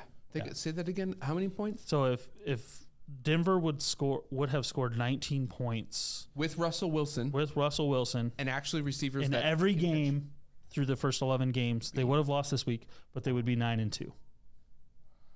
9-2 to score 19 points. Mind you, they're averaging 14.2 points. Russell Wilson. With Russell Wilson. Which, if you would have told me that at the beginning of the season, I said, Russell Wilson, if the Broncos scored 20 points a game, I would say that, first of all, it's low. Correct. And second of all, they wouldn't be 9-2. Right. That they'd be like 500. And they would be. And they're not, but because their defense is that good. And now their defense appears to be regressing. Well, when you're on the field I get it. It's an Iowa situation. I'm just saying, is there any chance that Russell Wilson turns this around? This season? Mind? Yeah. No. Okay. Zero. Okay. Unless they play. I mean, I don't know. He's contracted for 4 more years. This is the part where, and I talk to Broncos fans, and at this point they don't even watch the games, and I wouldn't either. I just watch because it's funny how bad they are. I will give Russell 1 game next year. Okay. I will give literally 1 game. New head coach, new OC, all that stuff, which I still don't agree with. If he doesn't come out and throw for 250 and 2 touchdowns and 0 picks in game 1, he's done. We're just done. We're done. Fair enough. We're done with that. Hayden Hurst, former Falcon, just going to give him a shout out. I do love some offensive blocks. Out here blocking like an Iowa, little wham block. Like an Iowa tight end. And this isn't, everyone's like, oh, it's a cheap shot, blah, blah. No, first of all, DN knows it's coming. He can see it. Squaring him up. He gets whacked. I could watch this all day long. This is my inner fullback coming into play because it's just so good. And here, right here, I know what's going through his head. One of 2 things. Actually, he should be dipping this shoulder. Let's be real. The ball, he knows the ball's not here. Right. You should be dipping. Well, I understand he's bracing for impact, but he's not. you've been on both sides. Is he bracing for impact? Right. But first of all, Hayden knows at this point, as an offensive guy blocking, at this point, he's flat-footed. I am running him the F over. Right. There's nothing he can do. You've been on both sides of the like you've been the linebacker, you've been the fullback or the tight end, like whatever the backside block whatever's is going happening to be right now. Do you realize you're getting destroyed as a linebacker at this point, or like why is he not trying to save face here with at this specific point? Right. He's a little flat-footed. There's 2 options right now where I'm caught like, oh shit, I was looking up there. He's coming to kill me. Yeah, but I'm getting trapped. He appears to be looking downhill at this point. Which is, I'm just telling you if you weren't. Right. Because I can't abide for that. There's 2 things you do. I'm either ripping, like getting my right shoulder. So he's got to take his right shoulder and put it this way. His inside hip. Correct. Yep. Because I want to beat that through. And not even like. And then more to protect more myself. so just to protect. That's all I'm saying. At this point, I'm going to get blocked because I'm not going to be a part of the play. 2, I'm taking his legs out. Or at least just laying down. Just get down on all fours. I'm getting on the ground. Right. There's 2 options. Okay. That was my thought, too. At this point, I just didn't understand what he was trying to do. No, because you're not getting to the ball. It's a quick throw. Right. He looks like he's playing Burrow to run. Yeah. Like, draw. Agreed. Which is still not his. Right. Still not like, his only thing is contain the RB on this play. Exactly. And the RB's which he done, did. And it's over. I guess, like, ultimately, like, on tape, he's going to get a good grade. My think maybe no, he will not get a good grade. We used to get 2 ways. We would grade your job and your effort. Okay, so 1-1. He would get a wash, and in our film room, we would eat his lunch a lot. Well, I mean, no, he's getting no doubt. He would get a 1-1. Yeah. Okay. A positive and a negative, because that's a negative. That doesn't happen to you. And I believe what happens is, I don't think he thinks Hayden's going to run through him. Do you think he might go out on a route? Here's my question, and the only defense that I had for him is that helmet to helmet and all that bullshit is what happens here. But it don't matter. Final line of scrimmage. If Hayden, let's say he doesn't think Burrow's going to throw this real quick, and that Hayden's going to run a not his guy. Backside. Is 53 the guy that's on him? That's got Hayden, right? Either fit, and I don't know what coverage they're playing. Right, so but it's got to be 53. It's either 53 or this corner. Someone over here. Coming over here. But I don't think there's anybody over there. Not his responsibility at this. First of all, there's not even a fake. No. There's not a fake. This is not a fake. No, that's why I say the whole time he saw the ball. So first of all, because of that, he should have just went to the quarterback. Right. I don't know what you're doing. Unless you think draw. If you think draw, then you better win. So maybe you get a 0 on that. You actually would get a 0 because of that. I just I had to show that one was ridiculous. And then Ritter, little rattler going to Nebraska. Yep.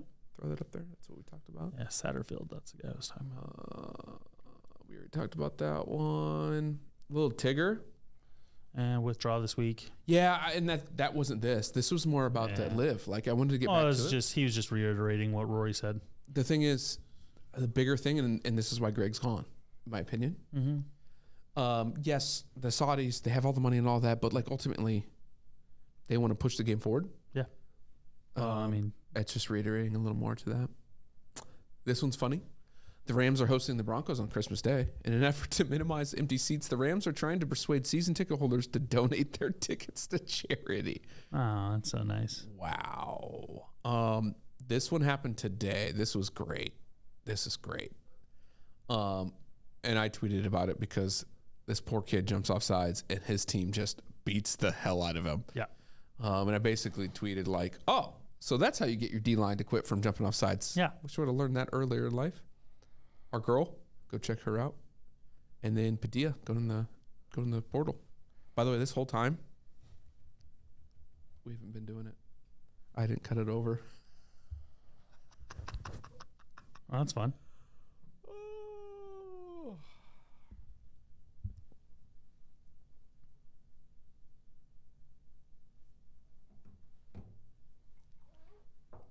Yep.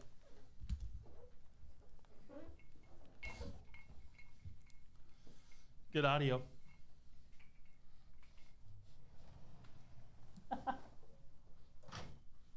We'll roll with the audio this week.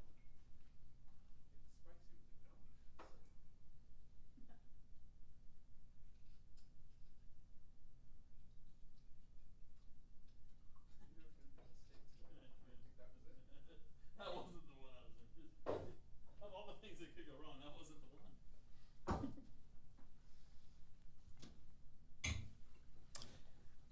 Okay.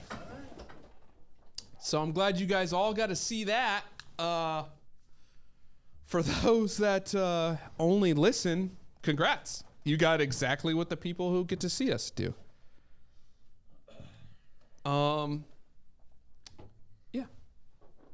Hey, guys. Now we're here. How's it going? All right. College football week 14. I want to apologize to everyone. Last week, I got my weeks messed up. I had said there's only one football game that mattered this week. It's next week. And it's actually next week. Yep. So, which I'm excited for. I obviously didn't care about championship week. I cared more about the Army-Navy game. And their uniforms. Did you see Army's? Yeah. The tank? Tank. World War II tank. Little story behind him. Oh. And pick the under. Anyways, so I put these up there, and that's a good point. I didn't put their rankings this week for a specific reason. Right. One, it doesn't matter. Right. Two, it doesn't matter, and three, because the rankings are going to come out later that actually matter. Right. So that's I did actually. Is it not tonight? Are we gonna do it? Like, should be now. Oh, right. It is 6:14. I haven't got an update though. Oh, there it is. So we'll do it live. ESPN, come on. You know what?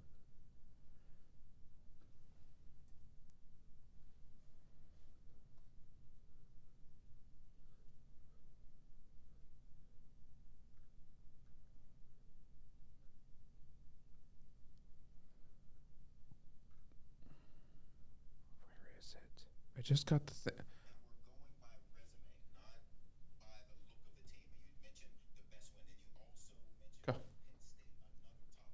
I was going to cut to it. We're good.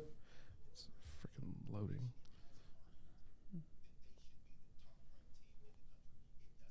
They already do it? Mm-hmm. So I'm trying to see the through 10. I've got the top 6.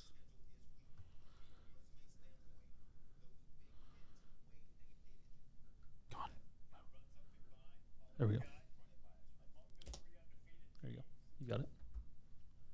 Is that it? That's it. All right. Let's cut to that. No, that's not it. That's last week's. Sure? Yep. USC 6. Why don't you guys update things faster?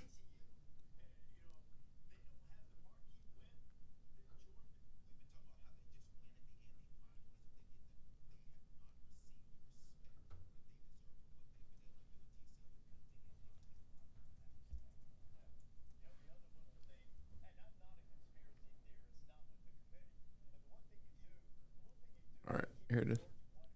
No, it's 4 hours ago. 3 minutes. Oh, that's right, though. Oh, it is? It says 4 hours ago. Or maybe those were. No, it was wrong. No, it's. This is it. Alabama 6. Here we go. All right. Number 1, Georgia. 2, Michigan. 3, TCU. 4, USC. 5, Ohio State. And number 6, Bama. How you feel? That is how I predicted. Yeah, I agreed. But it's not what, as I talked about with Alabama, I don't agree. Who do you think should be 6? The thing that it's got to be Tennessee. Yeah, because the argument is Tennessee, Bama. They have the head-to-head. Penn State is 8. Penn State's 2 losses. Those 2. Number 2, number 5. Good argument. Technically, the best argument is for Penn State. It really is. You lost to number 2 and number 5. You handled your business in the rest of your games. Now, was your overall strength of schedule as much? Probably not, but they handled the business every week. Tennessee got embarrassed. Tennessee got embarrassed. They should be out. And Bama lost to... Bama lost twice and lost to Tennessee. And lost to Tennessee. So if... Should be Penn State. The problem is while those numbers have to be used, I do still believe in the eye test from a standpoint of like there's not 3 Big Ten teams better than Alabama. Or potentially better than Alabama, right? Or better than Tennessee. No, you're right. Nor do I want to see, and entertainment goes into this. If Hooker is healthy, I think Tennessee goes above Alabama. Hooker's not healthy, gives an easy excuse for the committee. Are you Alabama good with this 4? 6. Yeah. You think that's the 4? That's the 4. Like, I mean, after this weekend. Are you good with this 4 from an entertainment perspective? Yeah. Okay. In those matchups specifically, actually. So the real question to me is if our prediction comes true, stop playing. K-State comes in here. And one of these 2 teams loses. TCU 1 loss, Ohio State 1 loss. That's the situation. Ohio State's getting in. Without a doubt. Best loss. Best loss. But like you can't even argue straight in schedule from or the politics. Like I mean, just everything. So but Ohio also State eye test in terms of like Ohio State will now get in. But now do they flip these?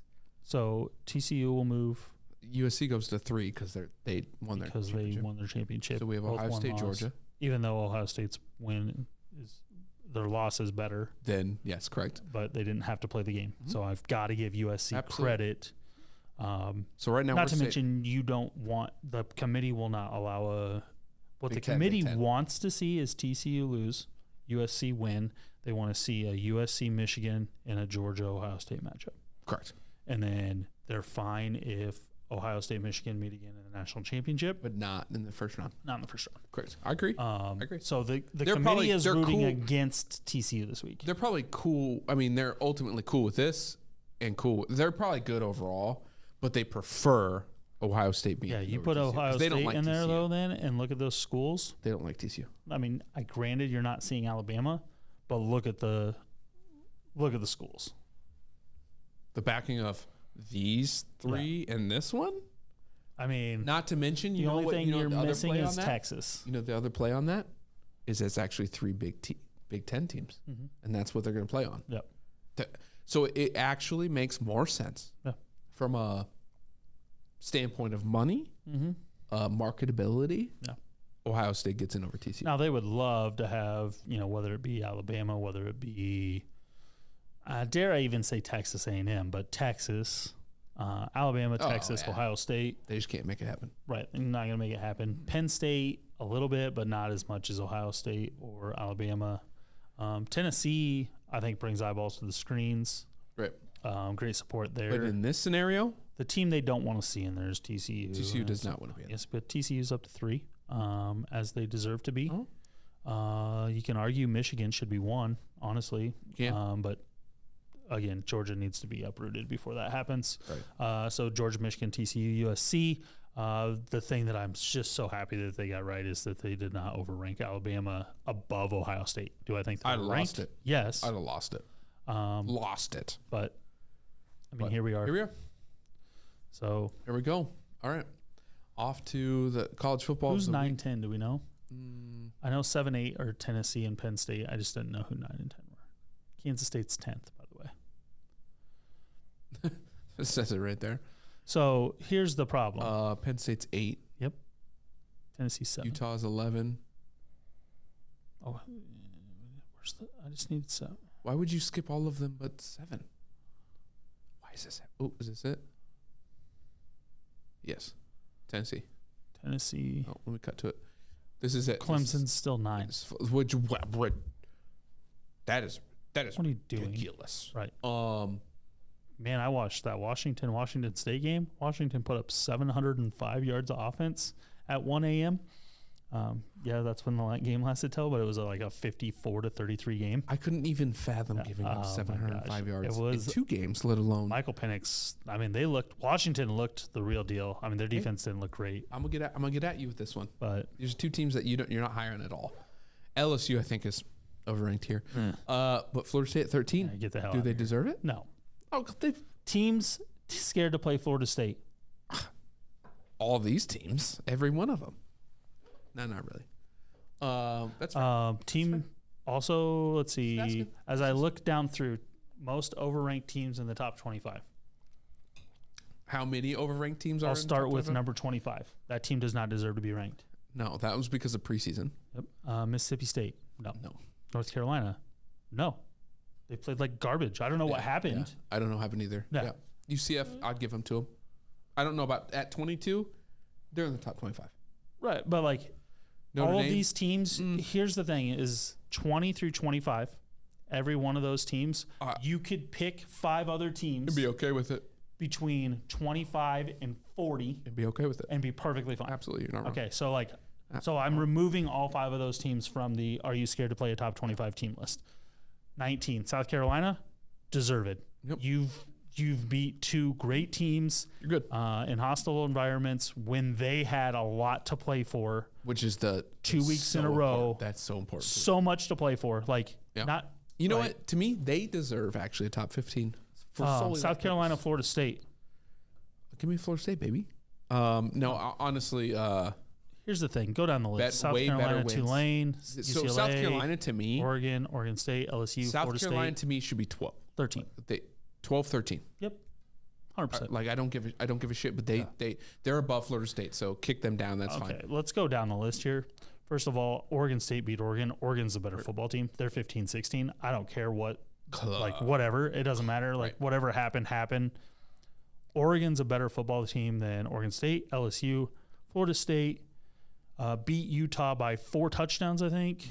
I'll take my chances against Kansas State, There's a Clemson, lot of Pac-12 Penn State. love. So, like, here's my point. Oregon's 16th. They're a top 7 team in the country. So let's back this up because the conversation we're going to have is it doesn't matter. Top 4, top 4. Right. But the top 12, right? Correct. This top 12 is it set for you in the top 12? No. I mean, here's what I don't like. Well, first of all, I know Clemson is here. They're wolf in sheep's clothing here. Correct. But like Oregon, you can't lose the 2 games you've lost and get like yes, you are a better football team. You're the Ravens of the college football. Like you have the talent, you have the quarterback, you have everything, and you just can't close games. So Clemson's out in your mind. I'm good with K-State, Utah, Washington. Yep, I can be good. But there. who comes in? LSU, not that's, shot. I mean, that's Oregon State. To me is like the next most deserving team based on finishing the season is South Carolina. Correct. However, you're not going to do that, so therefore, who is it? Clemson, Florida State, neutral field. Florida State's not finding a way to win that game. LSU's not finding a way to win that game. Oregon State's not finding a way to win that game. Is Oregon finding a way to win that game? This year, no, but would I take Oregon over Clemson? Absolutely. So, like, my first team that I see to move into that spot is Oregon. So, like, this is a very good glimpse of, like, what you're seeing in the committee room is, like, that's my feeling on these teams as they're ranked. Mine's different. You have a different feeling on Florida State than I do. I would say, first, I agree with South Carolina. Right. But we have to negate that because it was the last 2 wins. Right. Ultimately, that's what's going to happen. But it's who they beat. But so for me, it is Florida State. Florida State, I believe, would beat Clemson. Okay, but would they beat Kansas State? No, I'm not giving them up to 10, but I'm putting them at 12. Right. I'm taking Clemson out. Right. So like Clemson's just ultimately rated way too high. Way too high. But like, to me, would you rate? 13. Do you think Florida State's beating Oregon? No way in hell. No, but I don't think this head-to-head would happen. But Oregon has more losses. Right, and seeing like that's why I think this is a good idea of like in the committee is like, how do I want to look at it? Right. Do I want to look at what they did? Do I want to look at who they lost to, or do I want to look at who they beat? Do I want to look at if I think how the hell they do I played head-to-head, how I feel like the game would go? Yeah. This is my whole LSU point last week. I have no faith in LSU beating a team. So like LSU Clemson to me is like one of those anomaly games of like, ew. Yeah. Like, yeah, and that's number 9 versus number 14. Right. But like, that's not a game I want to tune into. No. And that's which team is going to beat themselves in order for the other team to win.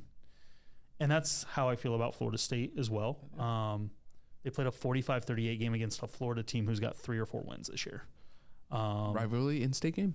Right, which is fine. Which is where I would weigh it. Right, and that's great. Like, Florida State is at least back on the map a little bit. Shit. But, like, they barely escaped Miami, who won 2 games this year. That's true. That's true. You know, like, so that's where they're ranked ahead of LSU because they beat LSU game 1 of the year. Both teams feeling each other out, trying to figure out where they are. They both end up 13-14. Both of those teams are fringe top 25 teams. But then you go to Tulane, and it's like, am I going to pick Tulane against any of those teams? It's like, hell no. But also, like, I get there's a lot of Pac-12 love in the top 25. Yeah, but it's all fringe top 20. It's but like that's where who we have they can played on the non-conference. They play shit. Nobody. They play themselves. Oregon like, played one haven't person. Quite destroyed themselves, and Georgia. they got destroyed. So like that's where I'm like look at all the reason that there's so many Pac-12s in here is because they play each other. Because Oregon, because the bottom half of the Pac-12 is so terrible, it's so bad. So that I can't give weight to the Pac-12, and that's why I just write most of them off. So like I'm gonna throw a team, a middle of the pack team who's very competitive. Baylor, Big 12 school, who's not they're not a power conference, but they're not the Big 10, they're not the SEC, they're not the Pac-12. Baylor head to head against teams 13 through 25 is no more than a 3-point underdog to any of those teams. Yeah. And so like that is my point about 13 through 25 is next year we're going to, even throw Washington, like Baylor, Washington on a neutral field. Can't rule it out. Shit, I would even put Utah in there, honestly. Right. I mean, and obviously Baylor, K-State. Kansas State, like we could actually run this all the way up to 8. Clemson, Penn State. Exactly. Even Penn State, actually. Yeah. And Tennessee at this point and even Alabama with what they've done this year. It would stop at Ohio State. Yeah. Honestly, so with like, Baylor. So as we see it, because a lot of the arguments we're hearing now are what's wrong with 4? Maybe it should be 8. It's 12. And then it's like, well, 12. We're still gonna have. You're always gonna have it.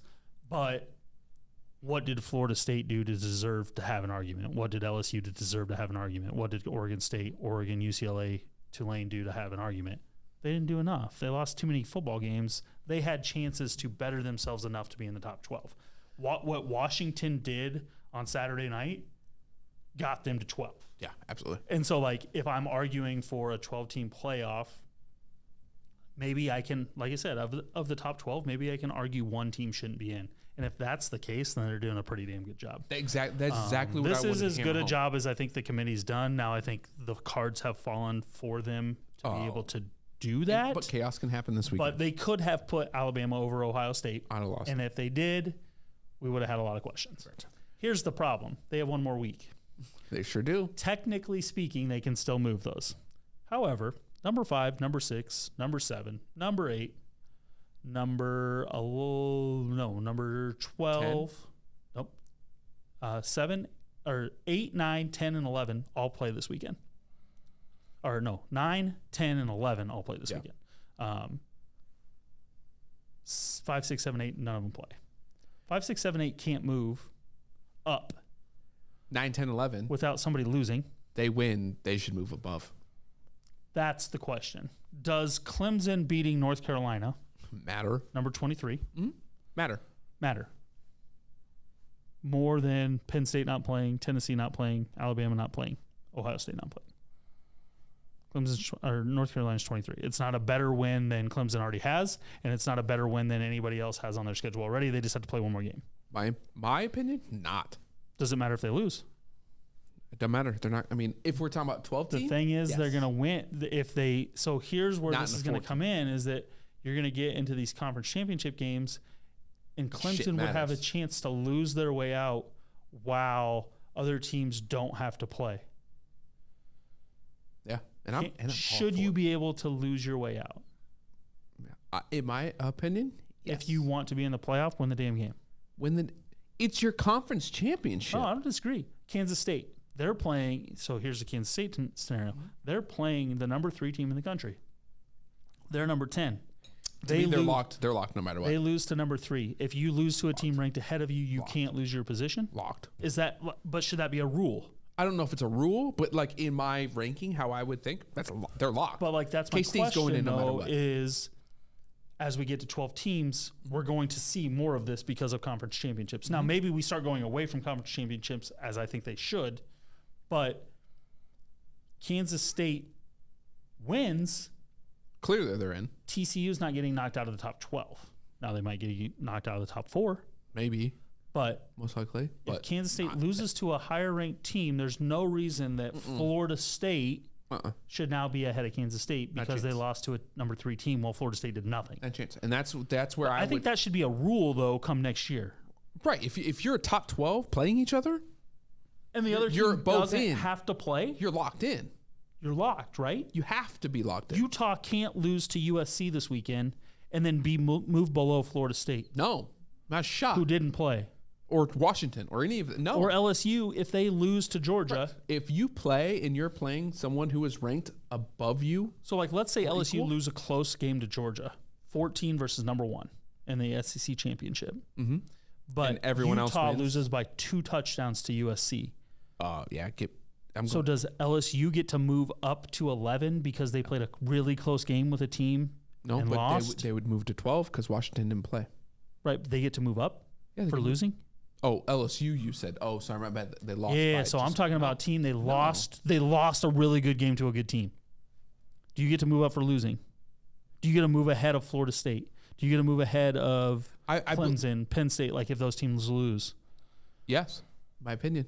If you lose a close game. Mm-hmm. Unless, in this specific reason, LSU would have 3 losses. Those would not have 3. That's what I'm saying. They still lost a close game. But they have 3 losses. Okay. Now, if they lost that 1 or 2 losses. Right. But all of those other teams would also have to have 1 or 2 losses and not play. Correct. If you have 3 losses, you're not in the top 12. You can't lose a close game and move up. You also can't have 3 losses and be in the top 12.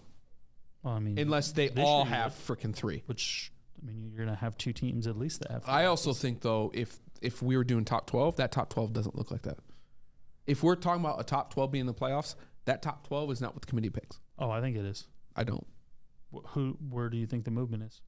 I think South Carolina is higher, in my opinion.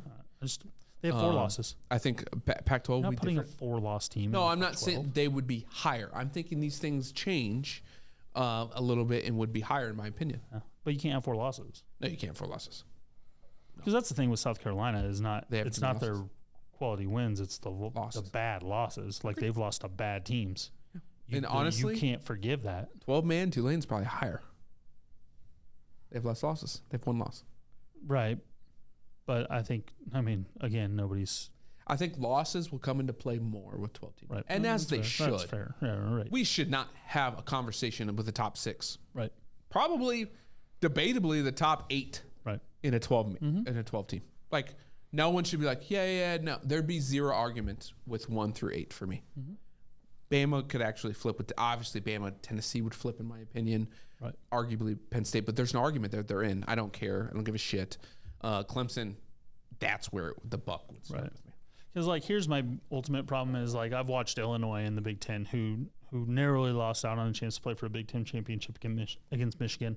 Gave them all they wanted. They beat for Michigan. 4 quarters. So they beat didn't win the game. Right. Illinois. Not even ranked. Not ranked. They have 3 losses. So they would be in the top 25. Are they 3 losses? 3 losses, yeah. They would be in my top 25, first of all. And also, Illinois against Penn State Clemson, Kansas State, Utah, Washington, Florida State, LSU. So basically, everyone else anywhere from 8 down, arguably could beat them. I can argue that they should be in the top 12. Yep. And that's Illinois with 3 losses. But that's where 12 is exciting. Yeah. And the other part of exciting that we haven't even talked about, which is the ultimate thing, is the more teams you have in any type of playoff, the more chaos that can happen. 100%. You don't know. Because in football, one day, one game. Yeah, not as much as basketball. No.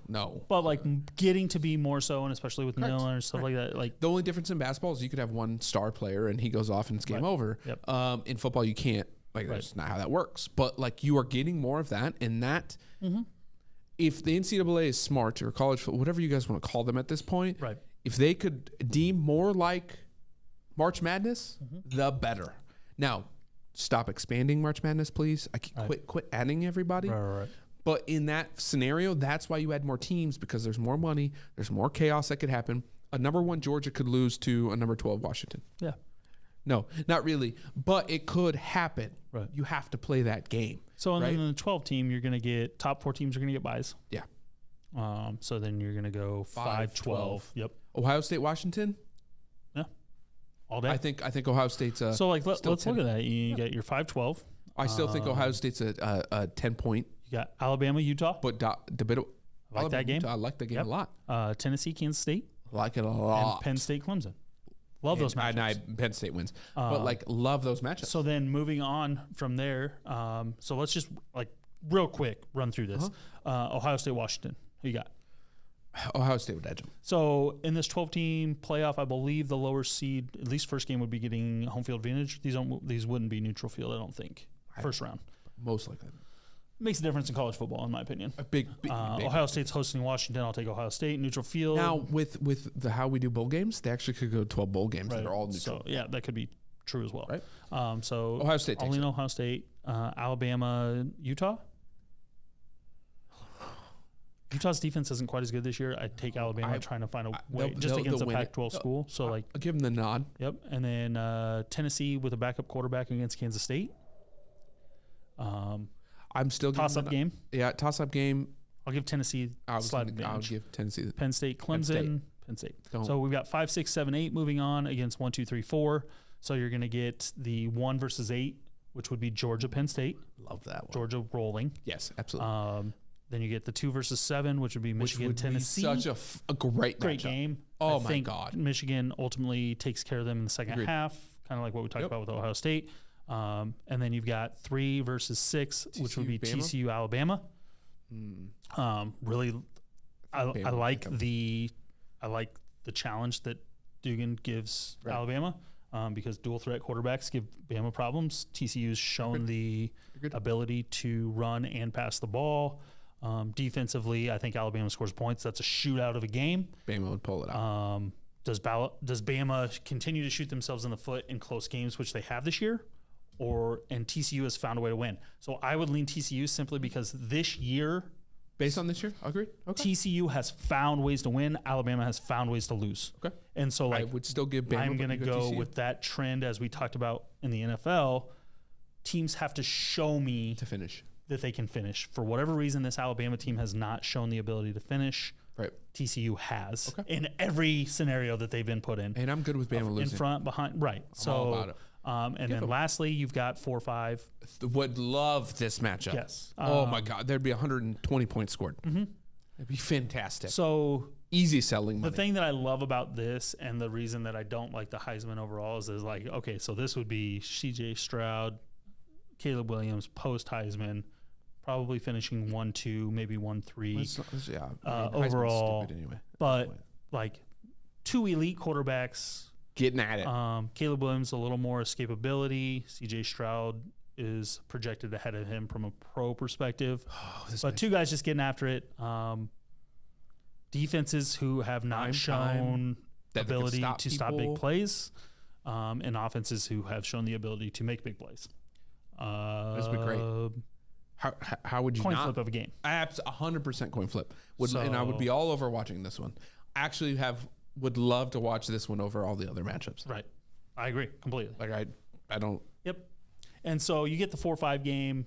Whoever wins that game, you got in your mind, you've got 1, 2, 5, 6. Yeah. I have 1, 2, 3, 5. I think Ohio State probably finds a way to win that game, although I think Caleb Williams slightly ahead of C.J. Stroud, so I'd actually lean towards just the top 4, and we'd get to the top 4 as 1, 2, 3, 4. How likely is that to happen? Who knows? But all those chances happen, and all those matchups. But those are fun. Great, fun matchups in different ways. That you can put bowl games at each level, right? Still get the bowl game atmosphere, neutral field at all if you really wanted to, right?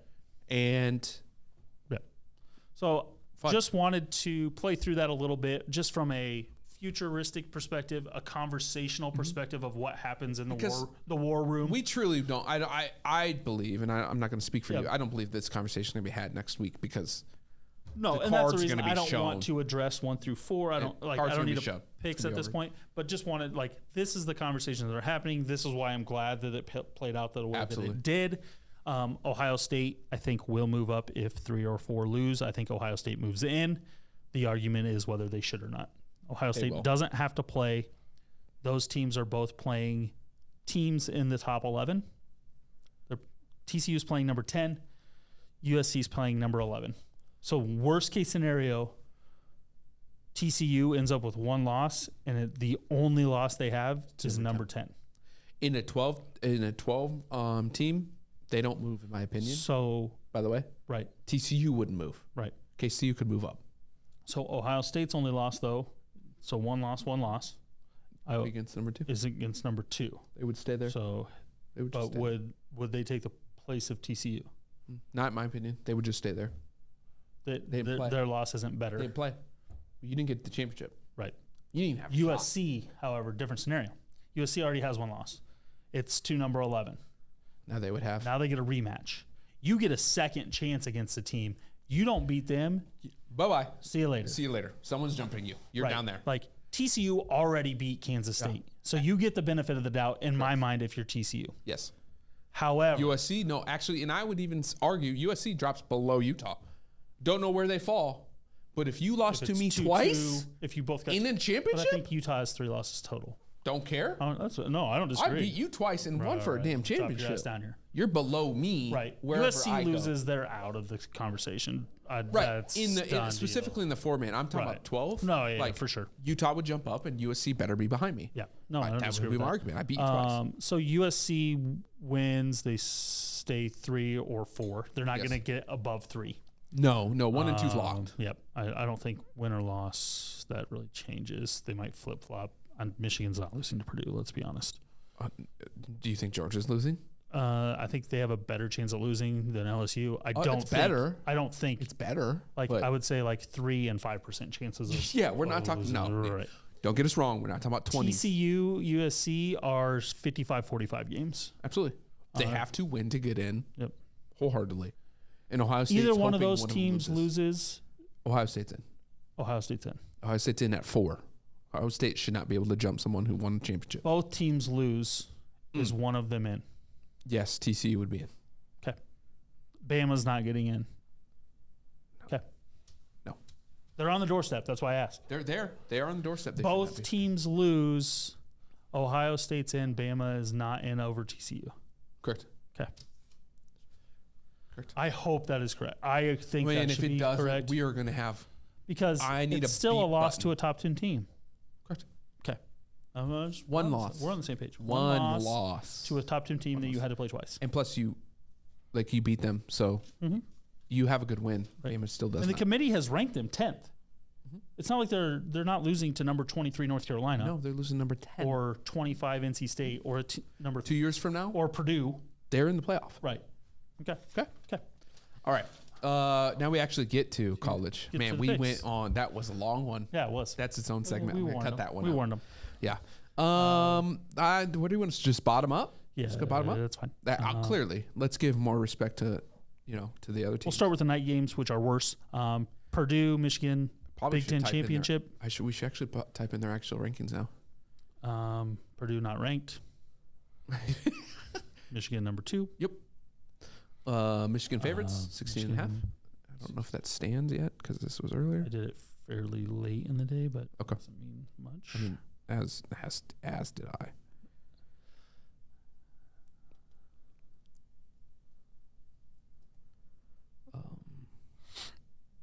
I might as well give it a little double check. Discount double check. Remember when that was a thing? And then Rodgers decided to suck. The reports coming out about Rodgers is just insane. What game was this again? Michigan, Purdue, 16.5. Indianapolis, 51.5 is the total. Is this? It's a night game. Oh, why? 7 o'clock. That's why I said then we're going bottom up. These are in order of time played. Why? Or why? No, they're not. Why is that the night game? Friday. Anyways. Do you know what the other night game is? Clemson, UNC. No, I'm looking at the night games. The night games are garbage. Why? Yeah, garbage games are at night on still Saturday. 16.5, 52.5. We're good. Date night Saturday, if you don't care about. Go ahead. So get at it. Purdue, Michigan, 16.5 points. Big number for a reason. If you think Michigan can't defend the pass, then you give Purdue a chance. If you think they can and that it doesn't matter who plays running back. Passing offense, Purdue or Ohio State? Right. Okay. I mean, Purdue gives Ohio State problems with the passing game. I know, but I'm saying between their passing games. And Michigan's going to run the football. And ultimately, Iowa exposed Purdue by running the football. Michigan's going to run the football. Smash mouth. I think we're both on the same page here. Do you play Corum or no? No, Corum should not play. You don't need to. I know you have like another month off anyway. Unfortunately, it took him away from the Heisman, but it showed on that they're a team, not a player. Snaps, I think it was. Yeah, first series. But we're both on Michigan here, I assume. Yeah. You really need to do better at learn how to type. Yeah, last time it zoomed in, it saved that way, and I had to fix it. Yep. Are you good? This is right mouse, left mouse. So go left side. No, it's not doing anything. It's frozen. Well, that's because you fucked. Beep. Yes, Michigan. 51.5. Well, it's indoors, so it doesn't matter. Give me the over. I'm on the over as well. I just think, here's the thing is Purdue's going to sell out, so they're not going to give up the whole game. It's their last game of the year. They're going to score 20. Senior quarterback. Least. They love to put the ball in the air.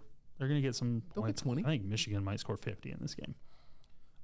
45. Yeah. Themselves. So by themselves.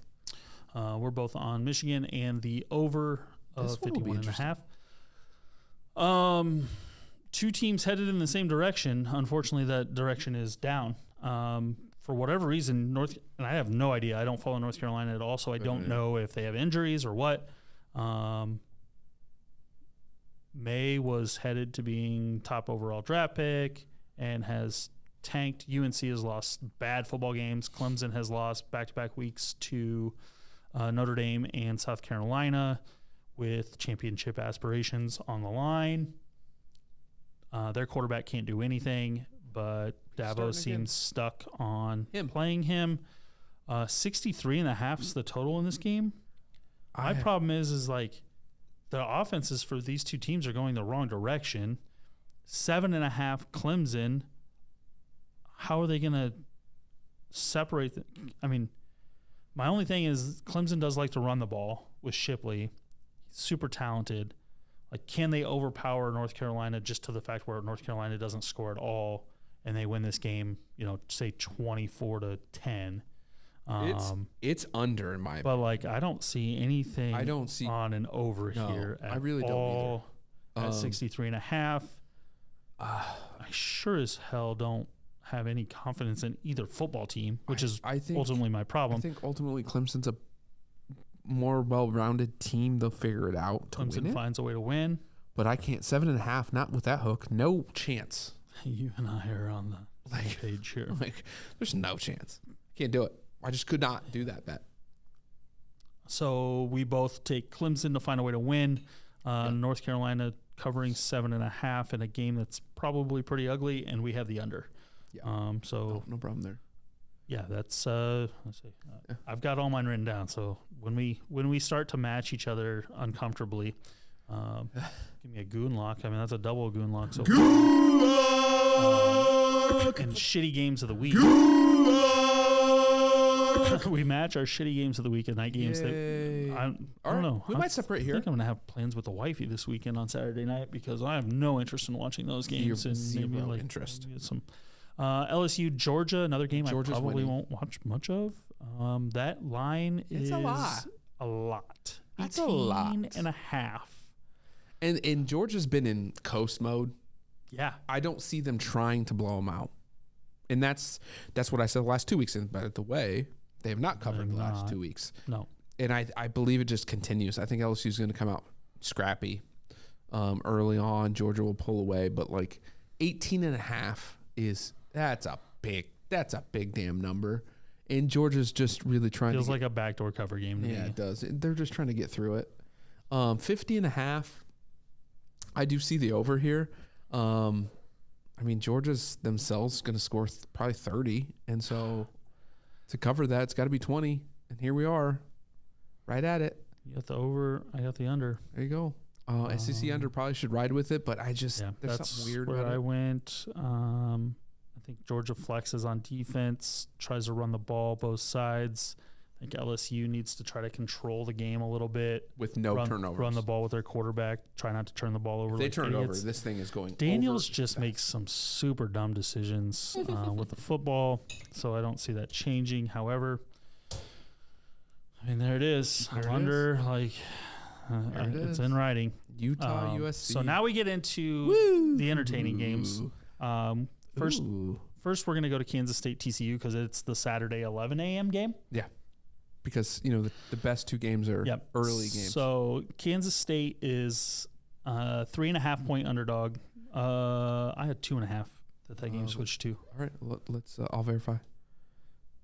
Because it's so early. It's 2.5 now. Yep. TCU 2.5 point favorite against Kansas State. Kansas State gave TCU everything they wanted and a little bit more.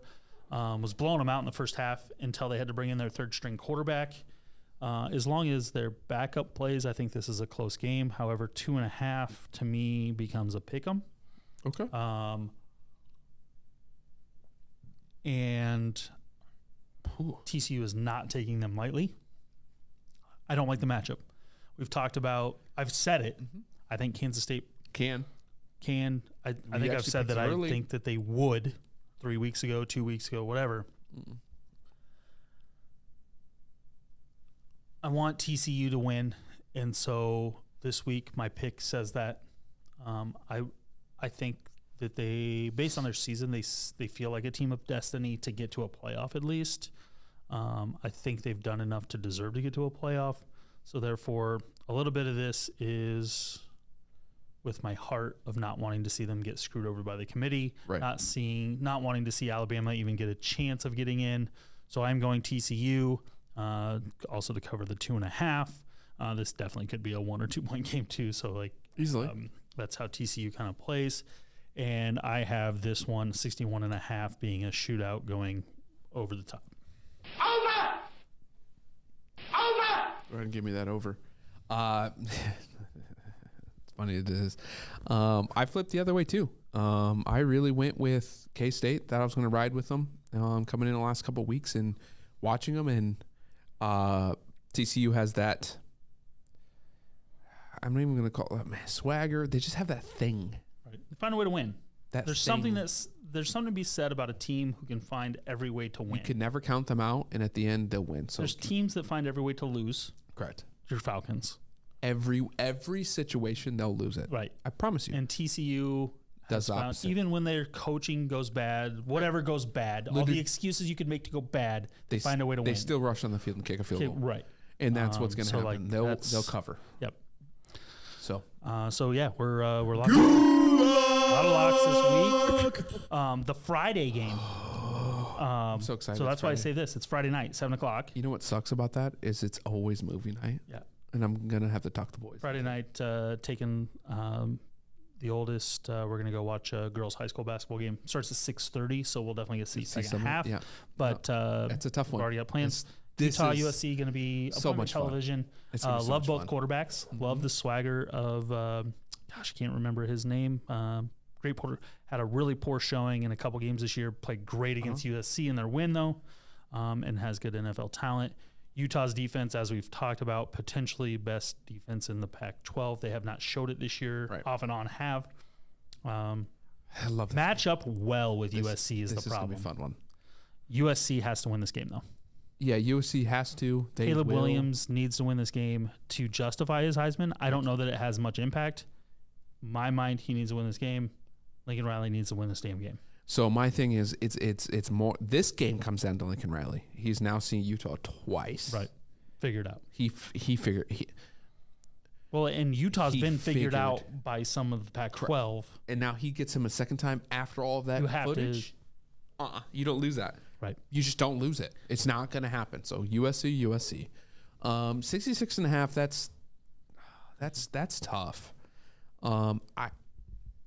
Because I believe USC figures them out, I'm going over. And Utah's just going to keep within that realm. Goonlocks! So we Goonlocked on college football except for over-under. We have one on LSU, Georgia. Over-under difference. Because I decided to go against the SEC unders? Yes. Wow. That is going to determine our week. Our shitty shot is going to be determined because of Georgia. LSU.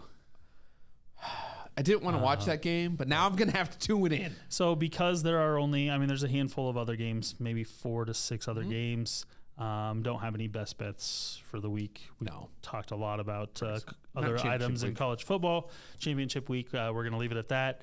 And our shitty shot next week, as you just heard, is going to come down to the SEC championship watch with pins and needles. Over 50.5. 50.5. Let's go. Take the over. We're looking for that is such a weird situation. 27. The offensive guy going under. I'll take it. We can both lose the... I'll take it. 27-24. 51 over 50.5. No. Ride with it. Hopefully they miss the extra point. If they... 27-23. I would lose it. Yep. If they miss miss the extra point to get it within 3. Defensive guy's going for the over. Offensive guy's going for the under. Something's going to give. Yeah, something. It really had to go down to that, huh? There it is. Championship week. Excitement in a couple of areas. Lot of games. Non-excitement in other areas. We just caused excitement, right. So you're welcome. Right. Jump into week 13 of the NFL. Bills again on a damn Thursday night. Coming right at you. Bills Patriots.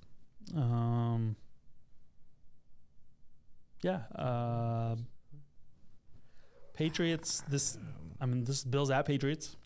Bills have shown signs of weakness, chinks in the armor. You're not wrong. Patriots have been the Patriots. They're going to battle at this point. They're going to run the football. Mac Jones, for the most part, is going to take care of the football. They're still in the playoff hunt. And they're in the hunt. It's to 4 now at 43.5. On FanDuel? Yeah. Yep. That's a thing. Yep. So it changes a little bit. Bills -4 on the road. At the Patriots, I've got the over-under at 43.5 still there. Let's check weather. We are in that time frame. Yep. New England weather.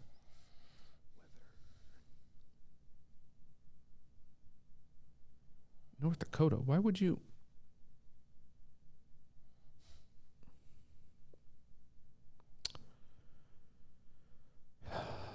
Why would it do that automatically? Rain on Saturday, nothing else. Sunday, 47. All right. No weather issues, 43.5. Bills, Patriots. I'm going to start with that number 43.5. I'm going to go over. I see offenses for both teams. What would it be like 20 to 24-20? 24-20? Which is kind of, as I look at the spread, 24-20 seems very reasonable. No wind? Yeah. Yeah. I like the over. You like the over as well. Patriots, Bills. Again, I hate it. But give me the Bills. I mean, the Bills are winning, but I hate 4. Yeah, 4 is a bad number. Don't disagree. I think Buffalo needs to find it a little bit. Patriots coming off a little bit of a defeating loss against the Vikings. But the Bills need to get a little Bills swagger back. And so I'm going to say they've kind of had the Patriots number a little bit. Because it's going to make me physically ill. I think you think that Buffalo will find a way to win. Mm-hmm. I think ultimately you think they might win by a field goal. No, they're going to... I'm going to take them to cover. All right. Goonlock that. We're rolling. We It's rolling. gonna make me physically ill. There we are. All right, see why we need another person. Your Mike White New York Jets, right? Are stomping. Let's go, baby! They're stomping into Minnesota. Mike White, is he a redhead? Probably. He sounds like a redhead, and if he is, there's no way you can pick the Vikings in this game. He is not. Oh, all right. Well, defeated then. Defeated then. So we've got. Wow, Vikings. Is that still -3? Oh, I better check because these have been Jets at Vikings. Minnesota -3 at home. 45.5 is the number I have. I am taking -3, 45.5. The Vikings. I think the Vikings will win. The Jets still aren't overall the better team. Right. And I wouldn't be surprised if this pushes at 3, by the way. Yep. So I'm going to go Minnesota because I believe the upside of that happens more often. Yep. 45.5, that's an interesting number. Do you think Mike White can continue his performance of throwing the football? Yeah. Against the Minnesota's defense, I have not been surprised. No reason to think not. No, it's good. Which is why I have over. No reason. Even a backdoor over is I can plan for because Minnesota's defense has been, and when Ryan was in studio, told him your defense is a problem. Right. And it has shown it's a problem. Because I can see this being like a 28-24 game. Yeah. 27-24 game, and that's an over. And I don't really see it any lower than that, though. No, I believe they'll have I think the Vikings will go in the fourth quarter with a 10, 11-point lead. Right. The Jets will score late. There'll be an onside kick. Like 27-17 and Jets score late type of thing to either, like you said, push or cover. If they try to go for 2 or whatever happens. So, and I'm okay with that. 30-28, anything like that. We can see something like that happening. We both see the over in that game. Yeah, you will. You got to hit the button. Goonlocks! So we're going for a record here. Yeah, that's great. Oh man, we are in trouble. Mm-hmm. Good news is the last couple weeks we've split on. Good news is I won't cheer for your team. That's fair. I don't think your team can finish. Oh, you don't think? I never thought. Steelers just finished the Colts. They did, and it's Indianapolis. It's still 1.5. Yep, 1.5 and 43.5. So the Steelers are 1.5 point favorites at Atlanta. First of all, that's not home field advantage, but in the NFL they usually gave 3 points. Yeah, but I mean it's the Steelers who are a 4-win football team. We're a 5-win football team? I don't disagree. You play in the NFC South. You're also in the lead of the division. Playoffs are in sight. 43.5. Oh, good night. 43.5. Getting a 1.5 at home. If they finished last week, I'm letting you go first here. If they finished last week, my whole thought process is different. We should have won that game. That's exactly how I thought we'd win that game. Surprisingly, though, they ran the ball exponentially better than I anticipated. Mm-hmm. I believe we'll be able to run the ball. The problem is Pickett and Pickens are getting hot. And we have a depleted back end. And that is terrifying to think about. Najee Harris is a non-factor. He's been a non-factor all year. Don't care about the run game. So he's that's hurt. Benny Snell came in, did fine. Like they replaced him. Plug and play. It's irrelevant. Yep. And that's what's tough. I'm gonna go with the over on this one. I went over last week, but the weather. I feel like we said the weather under, but whatever. There's no weather this week, so I'm gonna go with the over. 1.5 is a pick'em game, so you're gonna pick one team or the other.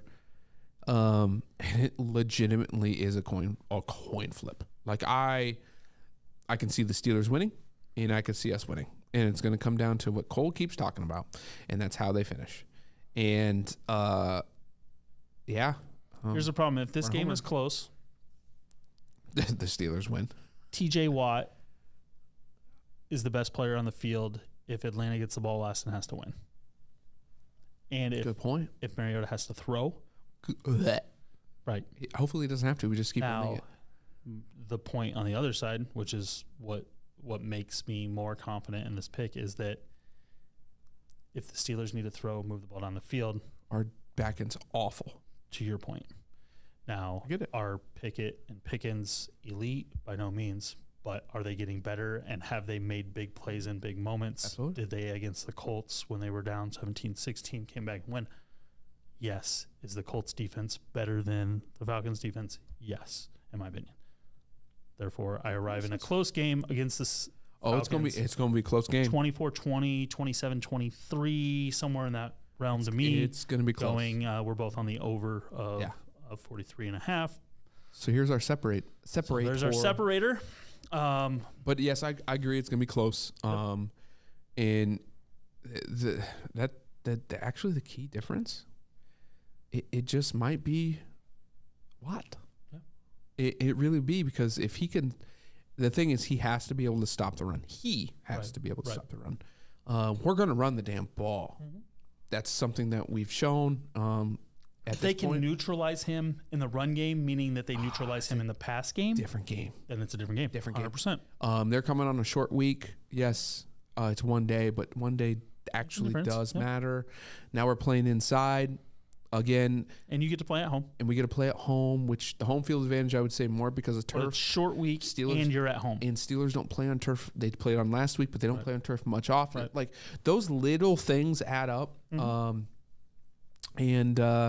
So I'm gonna go homer, and it's a coin flip, so you can't. In a coin flip game, you got to take your team. You can't hedge this. That's not how that works. No. Sunday night football. Absolutely, Colts Cowboys. Battle of the horsies. I can't wait. The old horse teams. Country Western matchup here. You know what? Because we don't care about monetizing, because we don't make any damn money. There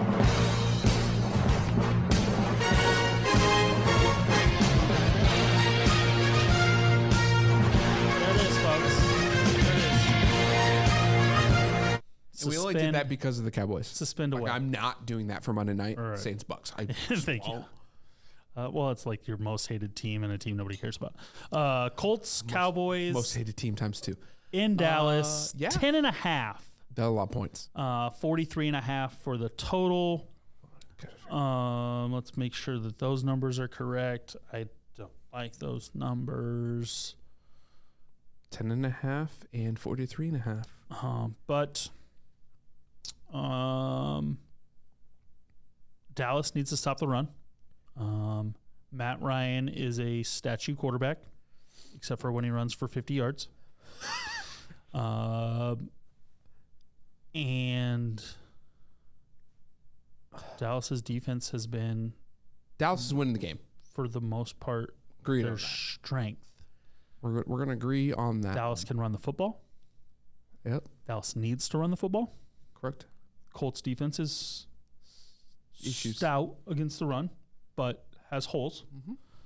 We need to be able to, stay on time, not commit to penalties. The thing I'm afraid of... Dallas should win this game by 2 scores. They should.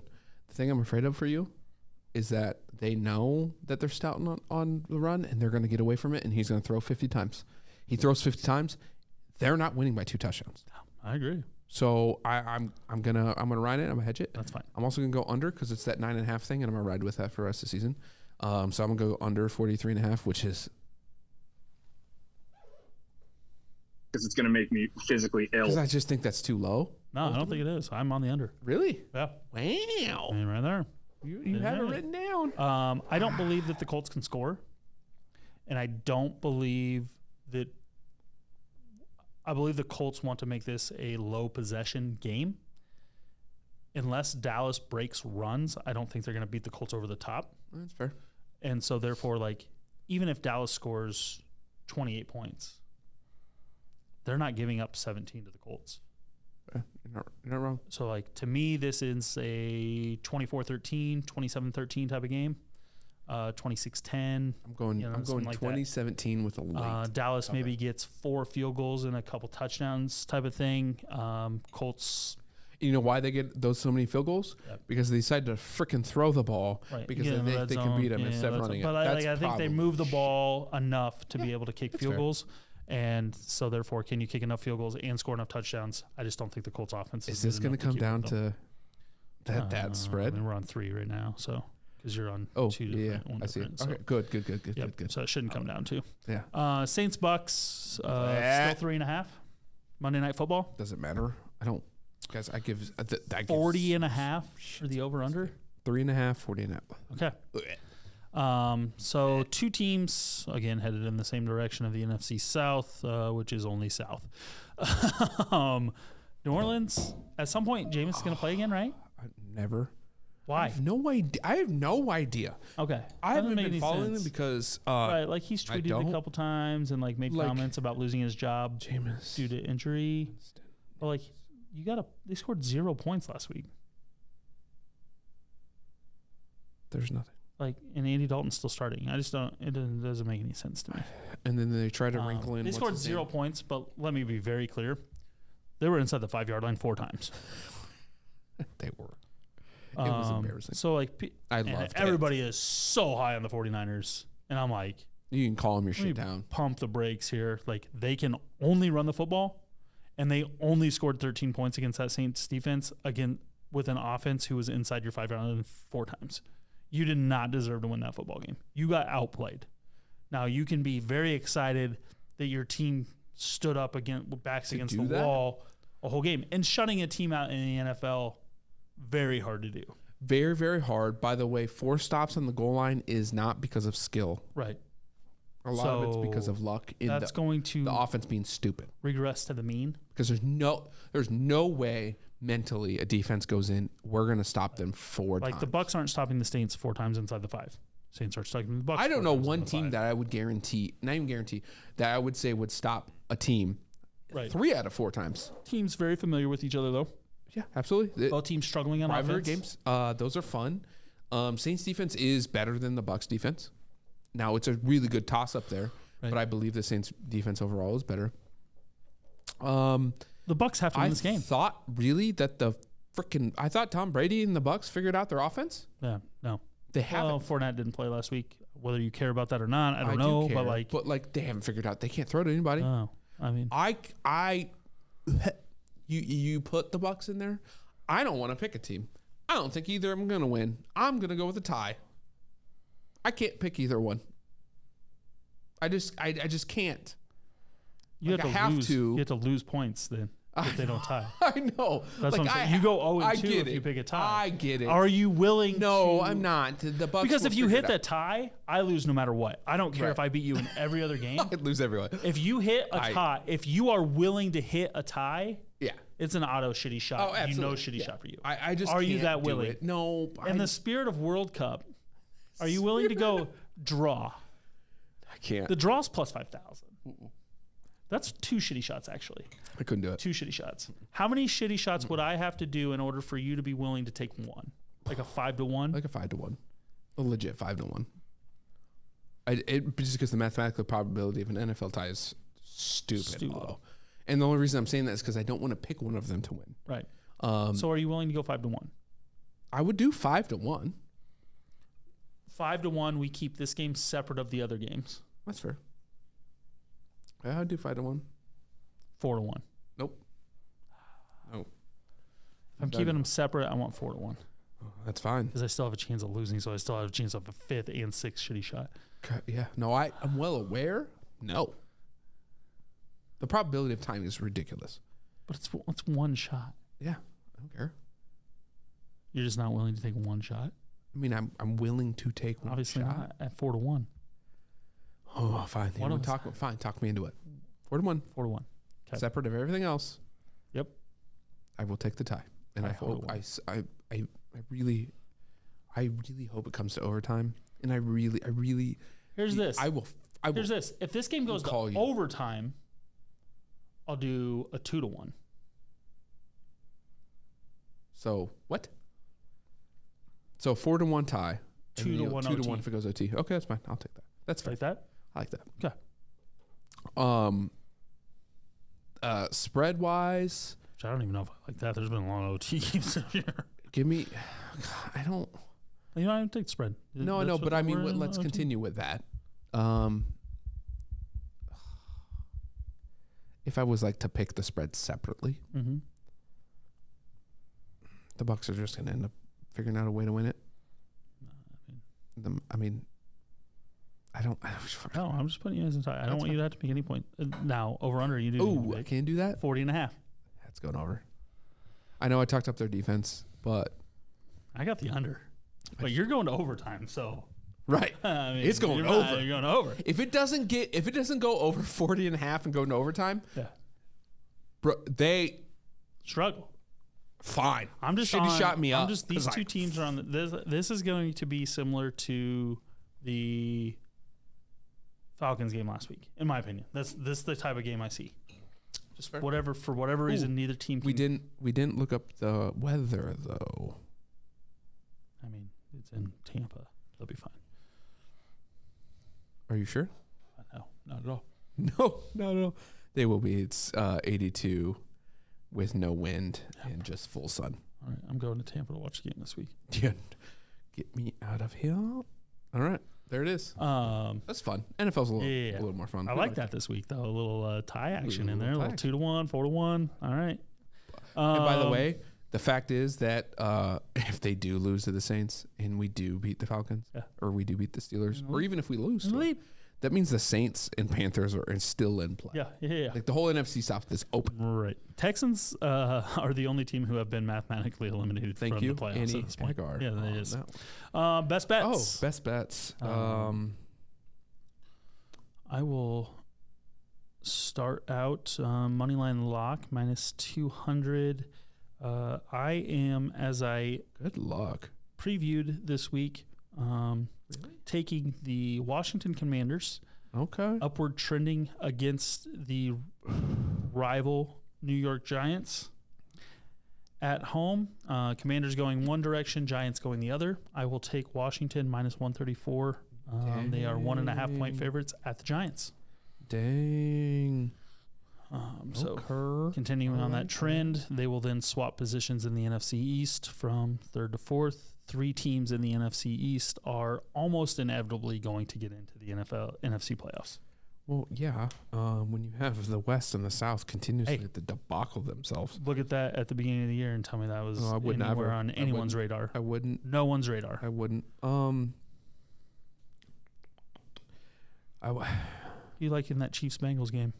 I keep going back to it. I do like the Chiefs. Yeah, that's the other game I had written down, so that's what I asked. They're also minus 134. Yeah, I do like the Chiefs. They're just playing solid football. They're not blowing people out. But I love that game this week. Winning. That's my game of the week. That's going to be a fun one. Both teams playing well. Cincinnati's figured some stuff out. Let me check weather real quick. That game's in Cincinnati, yes. Yeah, that could be an issue. Both similar styles, though, for those teams. Sunday, always play good 48, games. No win. That's irrelevant. So, perfect. Yeah, give it to me. Spread lock. Spread lock. I'm going a surprising place here, maybe. Baltimore needs to figure their shit out. Baltimore gets to play Denver this week. Plus 8.5 or 8.5. It's at home. Baltimore needs to put their foot on a throat. Did you see the over-under on this one? 38.5. Yeah. Well, they don't think that either Denver team can score. Well, I don't think Denver can score. I mean, which Denver hasn't Baltimore scored. Can't score either. So. It's fine.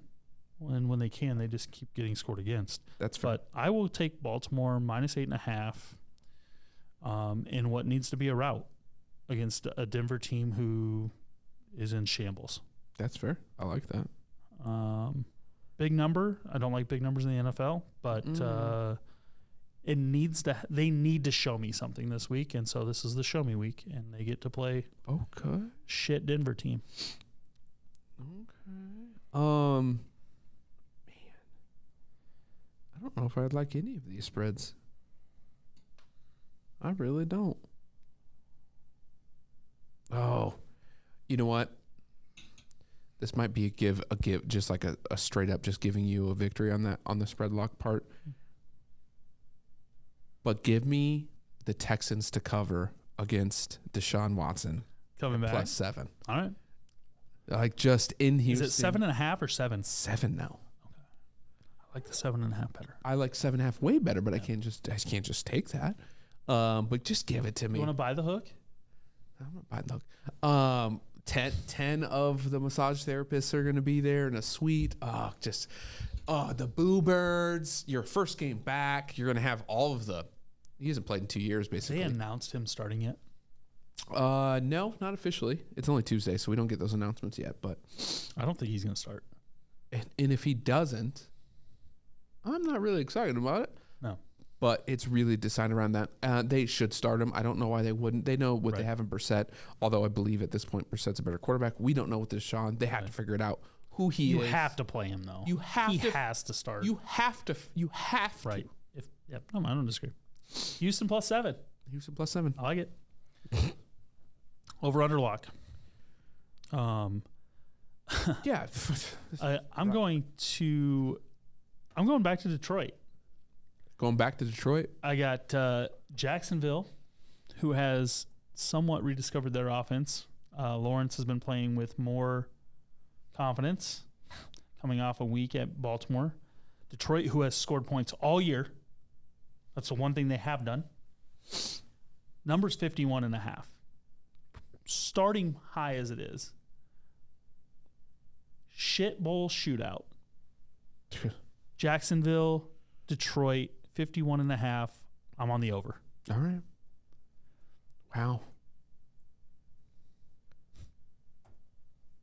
The shit bowl shootout. Wow. You heard it here first. Wow. Yeah. Didn't see that coming, did you? No. Fade? Is that a hard fade for you? Yeah. Okay. I almost pulled the trigger of just straight up going against it and shitty shot again. That's how. That's numbers too high. I don't like the teams. What's your problem with it? I don't like the teams. I don't trust Jacksonville to score with Detroit. Yeah, I trust Detroit to give up points. I don't trust Jacksonville to score. I trust Detroit to give up points. I don't trust Jacksonville to win on the road. I promise you one thing. I do believe Detroit will score. I can give you that. See, and I don't think Jacksonville can go with it. I don't trust either team, but what I'm trusting this week is I'm going shit bowl number 2. All right. And I'm going to go under 50.5. And that's the Chargers versus the Raiders. Yes, the Raiders are hot and they're scoring points. But it's the damn Raiders and the Chargers. Where's that can't game score.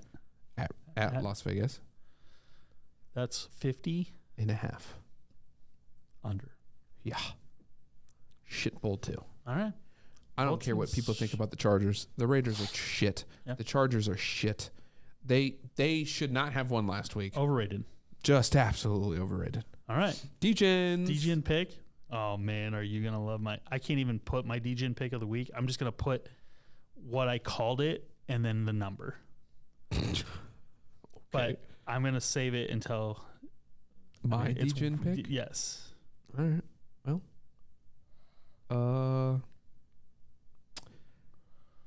do I want to just do that? Yeah, I'm gonna do it.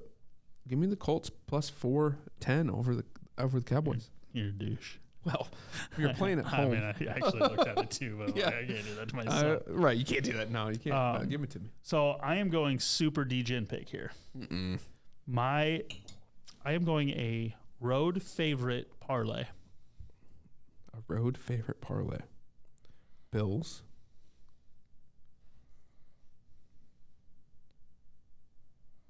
It just depends on how D-Gen you're gonna get. Oh, it's all of them. All of them?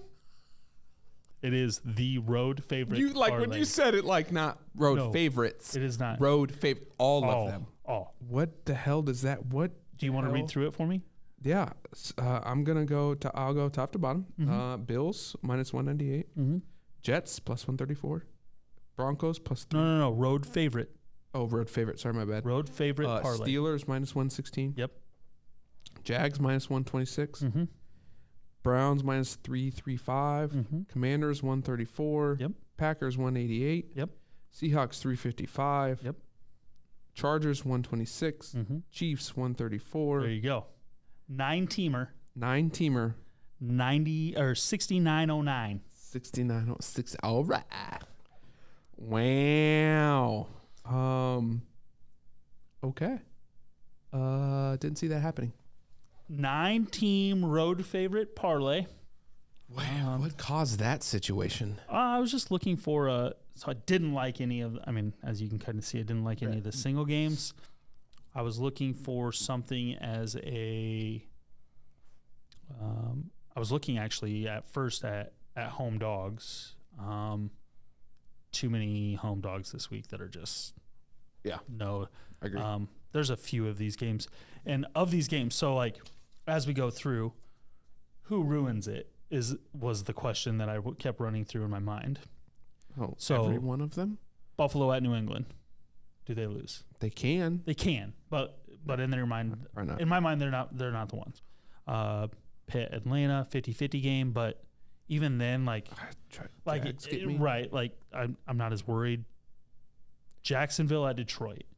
Jacksonville on the road scares me. That was the first one I was like, fucking Jacksonville. On the road. Right, like just that one's laying it, like you said, laying an egg that would the happen. Week after beating a team they should have had no business beating. Cleveland at Houston, even with Deshaun Watson, that game doesn't worry me. Washington at the Giants. Just a coin flip. The game doesn't worry me though. I just think those two teams are headed in other directions. Green Bay at Chicago. I don't think Fields is going to play. Okay, if you think it's Love versus Simeon or whoever it is, I'll take Green Bay. Yep. Green Bay kind of owns Chicago as well. I think they go in with that mentality. Seattle against the Rams. If they don't win that, they're done to me. Doesn't worry me. Nope. Chargers Raiders. This is the other one that scares me. Herbert almost winning a game and then somehow losing. The red hot or the Raiders somehow escaping. Red hot Raiders. Scares me. That's scary. Chiefs Bengals. That's kind of a toss-up game. I wouldn't be mad. Like, I just want that to be a good game in general. Yeah. They play a lot of good games. But, yeah, Jacksonville and the Chargers were the two teams that jumped out that I'm like, am I really trusting these teams? No. But you are. I'm not trusting any team in a 9-game parlay. But this is my theme of the week, road favorite parlay, plus 6909. Let's ride. Let's ride. Love it. Love it. Every time I say it just gives me the EBGBs. Because it's going to make me physically ill. There you go. There it is. All right. Finished them. That's it. Just right on time. Right on time. Just under the buzzer. Just under the buzzer of, 3 hours. Whatever. But we had more news that you had that we didn't speak about. So, is he write it down? You'd laid out a list. Anywho, I guess we have no more news to speak about. But do you think I had more news? Yeah, because you laid out everything in the beginning of the show. What did I tell you? And I don't think we hit everything. I don't know what I missed. I don't remember. I do not recall. I did touch on these 3 things, so that's all I was talking about. I do not recall. Yeah, I think we did. I think we're good. I don't want to get in. A couple of the things we touched about are rumor type of things with transfer portal and stuff like that. So I think we'll see more. That's fine. And we'll get more in the playoff next week and stuff like that. So can't wait the playoffs. But yeah, here we are. But share, follow, tweet, get at us. Like our reels, whatever it is. Yeah. But we have been having more views of our live show, so we're getting some steam. Let us know if there's any specific segments, any specific talk that you want more of, less of. Correct. Obviously, we're here for 2.5, 3 hours most times. So, if you want to call in, let us know. We can set something up. Absolutely. If you've got a take on a specific team, if you got a take on college football, if you got a take on the playoff, predictions for anything, let us know. We can even do a pre-record or anything like that. Just however you want to be involved, let us know, and we'll get you involved.